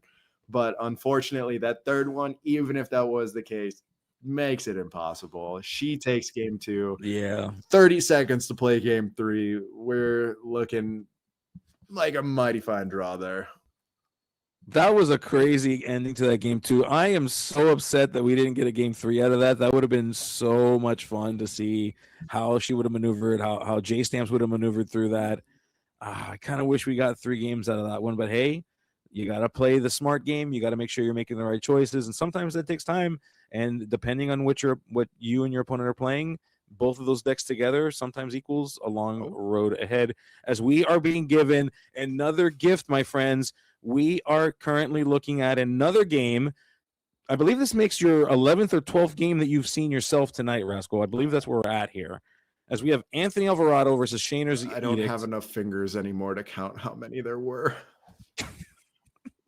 There's so many fingers and not enough fingers to count all the games, as Anthony Alvarado is looking through some of the cards. Did they? Oh, wait. I think we may be catching. Yeah, we're catching this game at the end, it looks like, as they are. Yeah, sorry. We appreciate you trying, Luke, but yeah, you caught it right at the tail end as they're wrapping their stuff up and packing up all their cards there. I have no idea who won. It was so close either way. Who ended where? Yeah, now I'm curious. And that Pot of Greed there. Shout out the Pot of Greed phone case. Oh, Shane took game 3. Shane took game 3, it looks like. So SLTC locking it up there with your Pot of Greed. You got to love it. Yes, sir.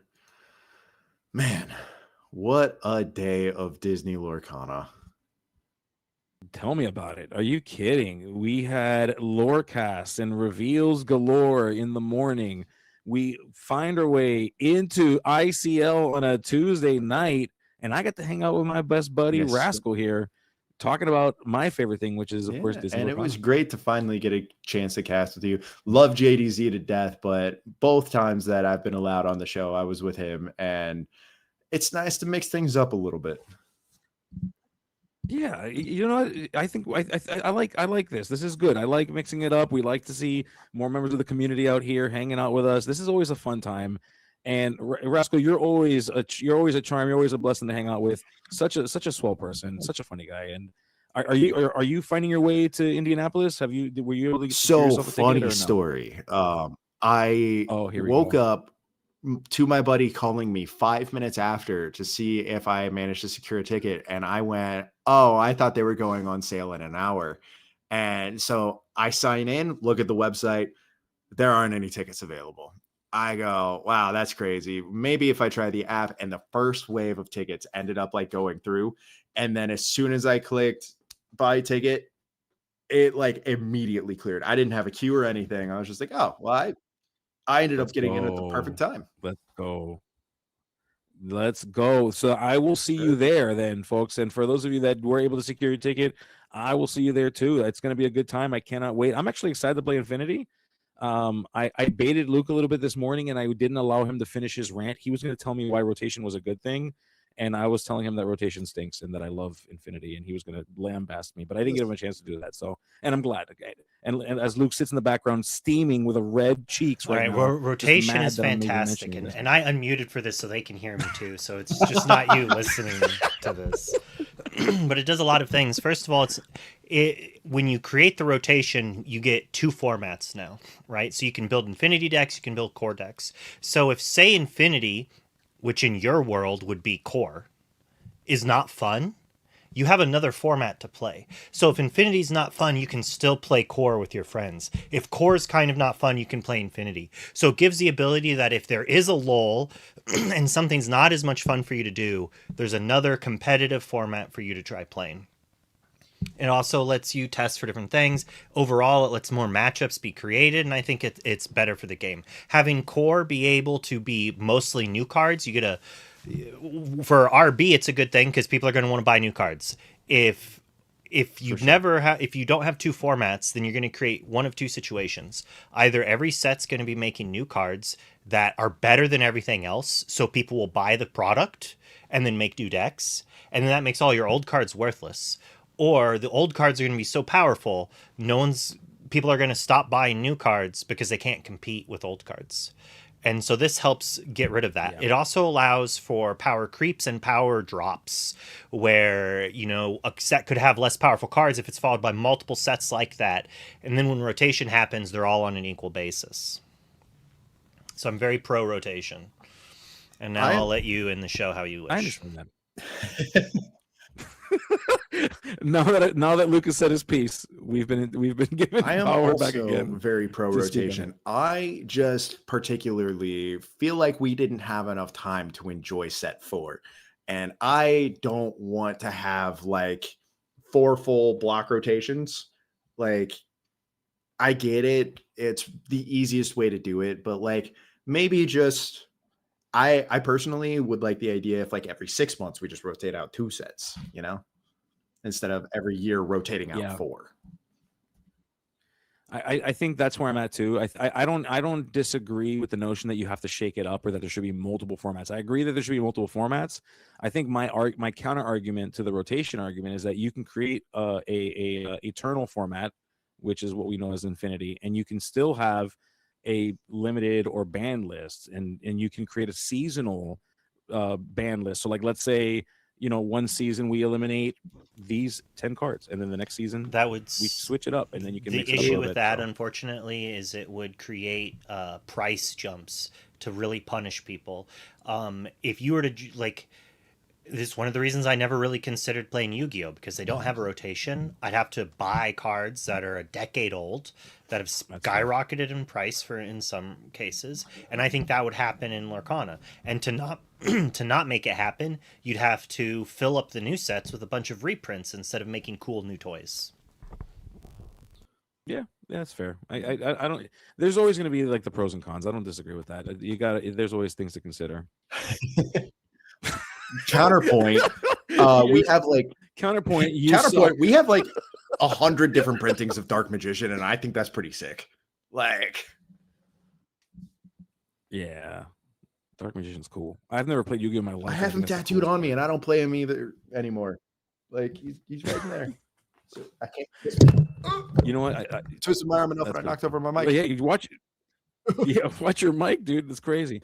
Well, so that I believe. So we are at the end. Are we at the end, Luke? Is it time to say goodbye to our friends? Well, before we say bye, I want to make sure I give my friend Rascal a chance to do the shout outs. Like, anything you want to shout out, anything you want people to know about you. Now's your chance, buddy. Shout out. First of all, thank you to Luke for having me back on. It was a pleasure. I was not mentally prepared for 12 games, but you know, I'm happy to be back. Shout out to my team, Lords of Lore. Thank you for taking up the schedule so that I wasn't able to play and I got a chance to yap about it instead. And go follow us on Instagram. We are starting to become a lot more active over there, and you can keep up to date with what we're doing. Awesome. Yeah. And Rascal, thanks for hanging out with us. Really appreciate you jumping in, doing these games with us. Love hanging out with you. It's been a great time. Shout out to everybody out there. We were running at various points here, but thank you all, as we're going to go ahead and we're going to send this raid off to, it looks like RWT Collective. So, nice. Oh, nice. We're going to see some local Lorcana. I love local Lorcana. Go ahead and shout them out. Let them know that we're here for them as you jump into that room. Bye, chat. Bye-bye.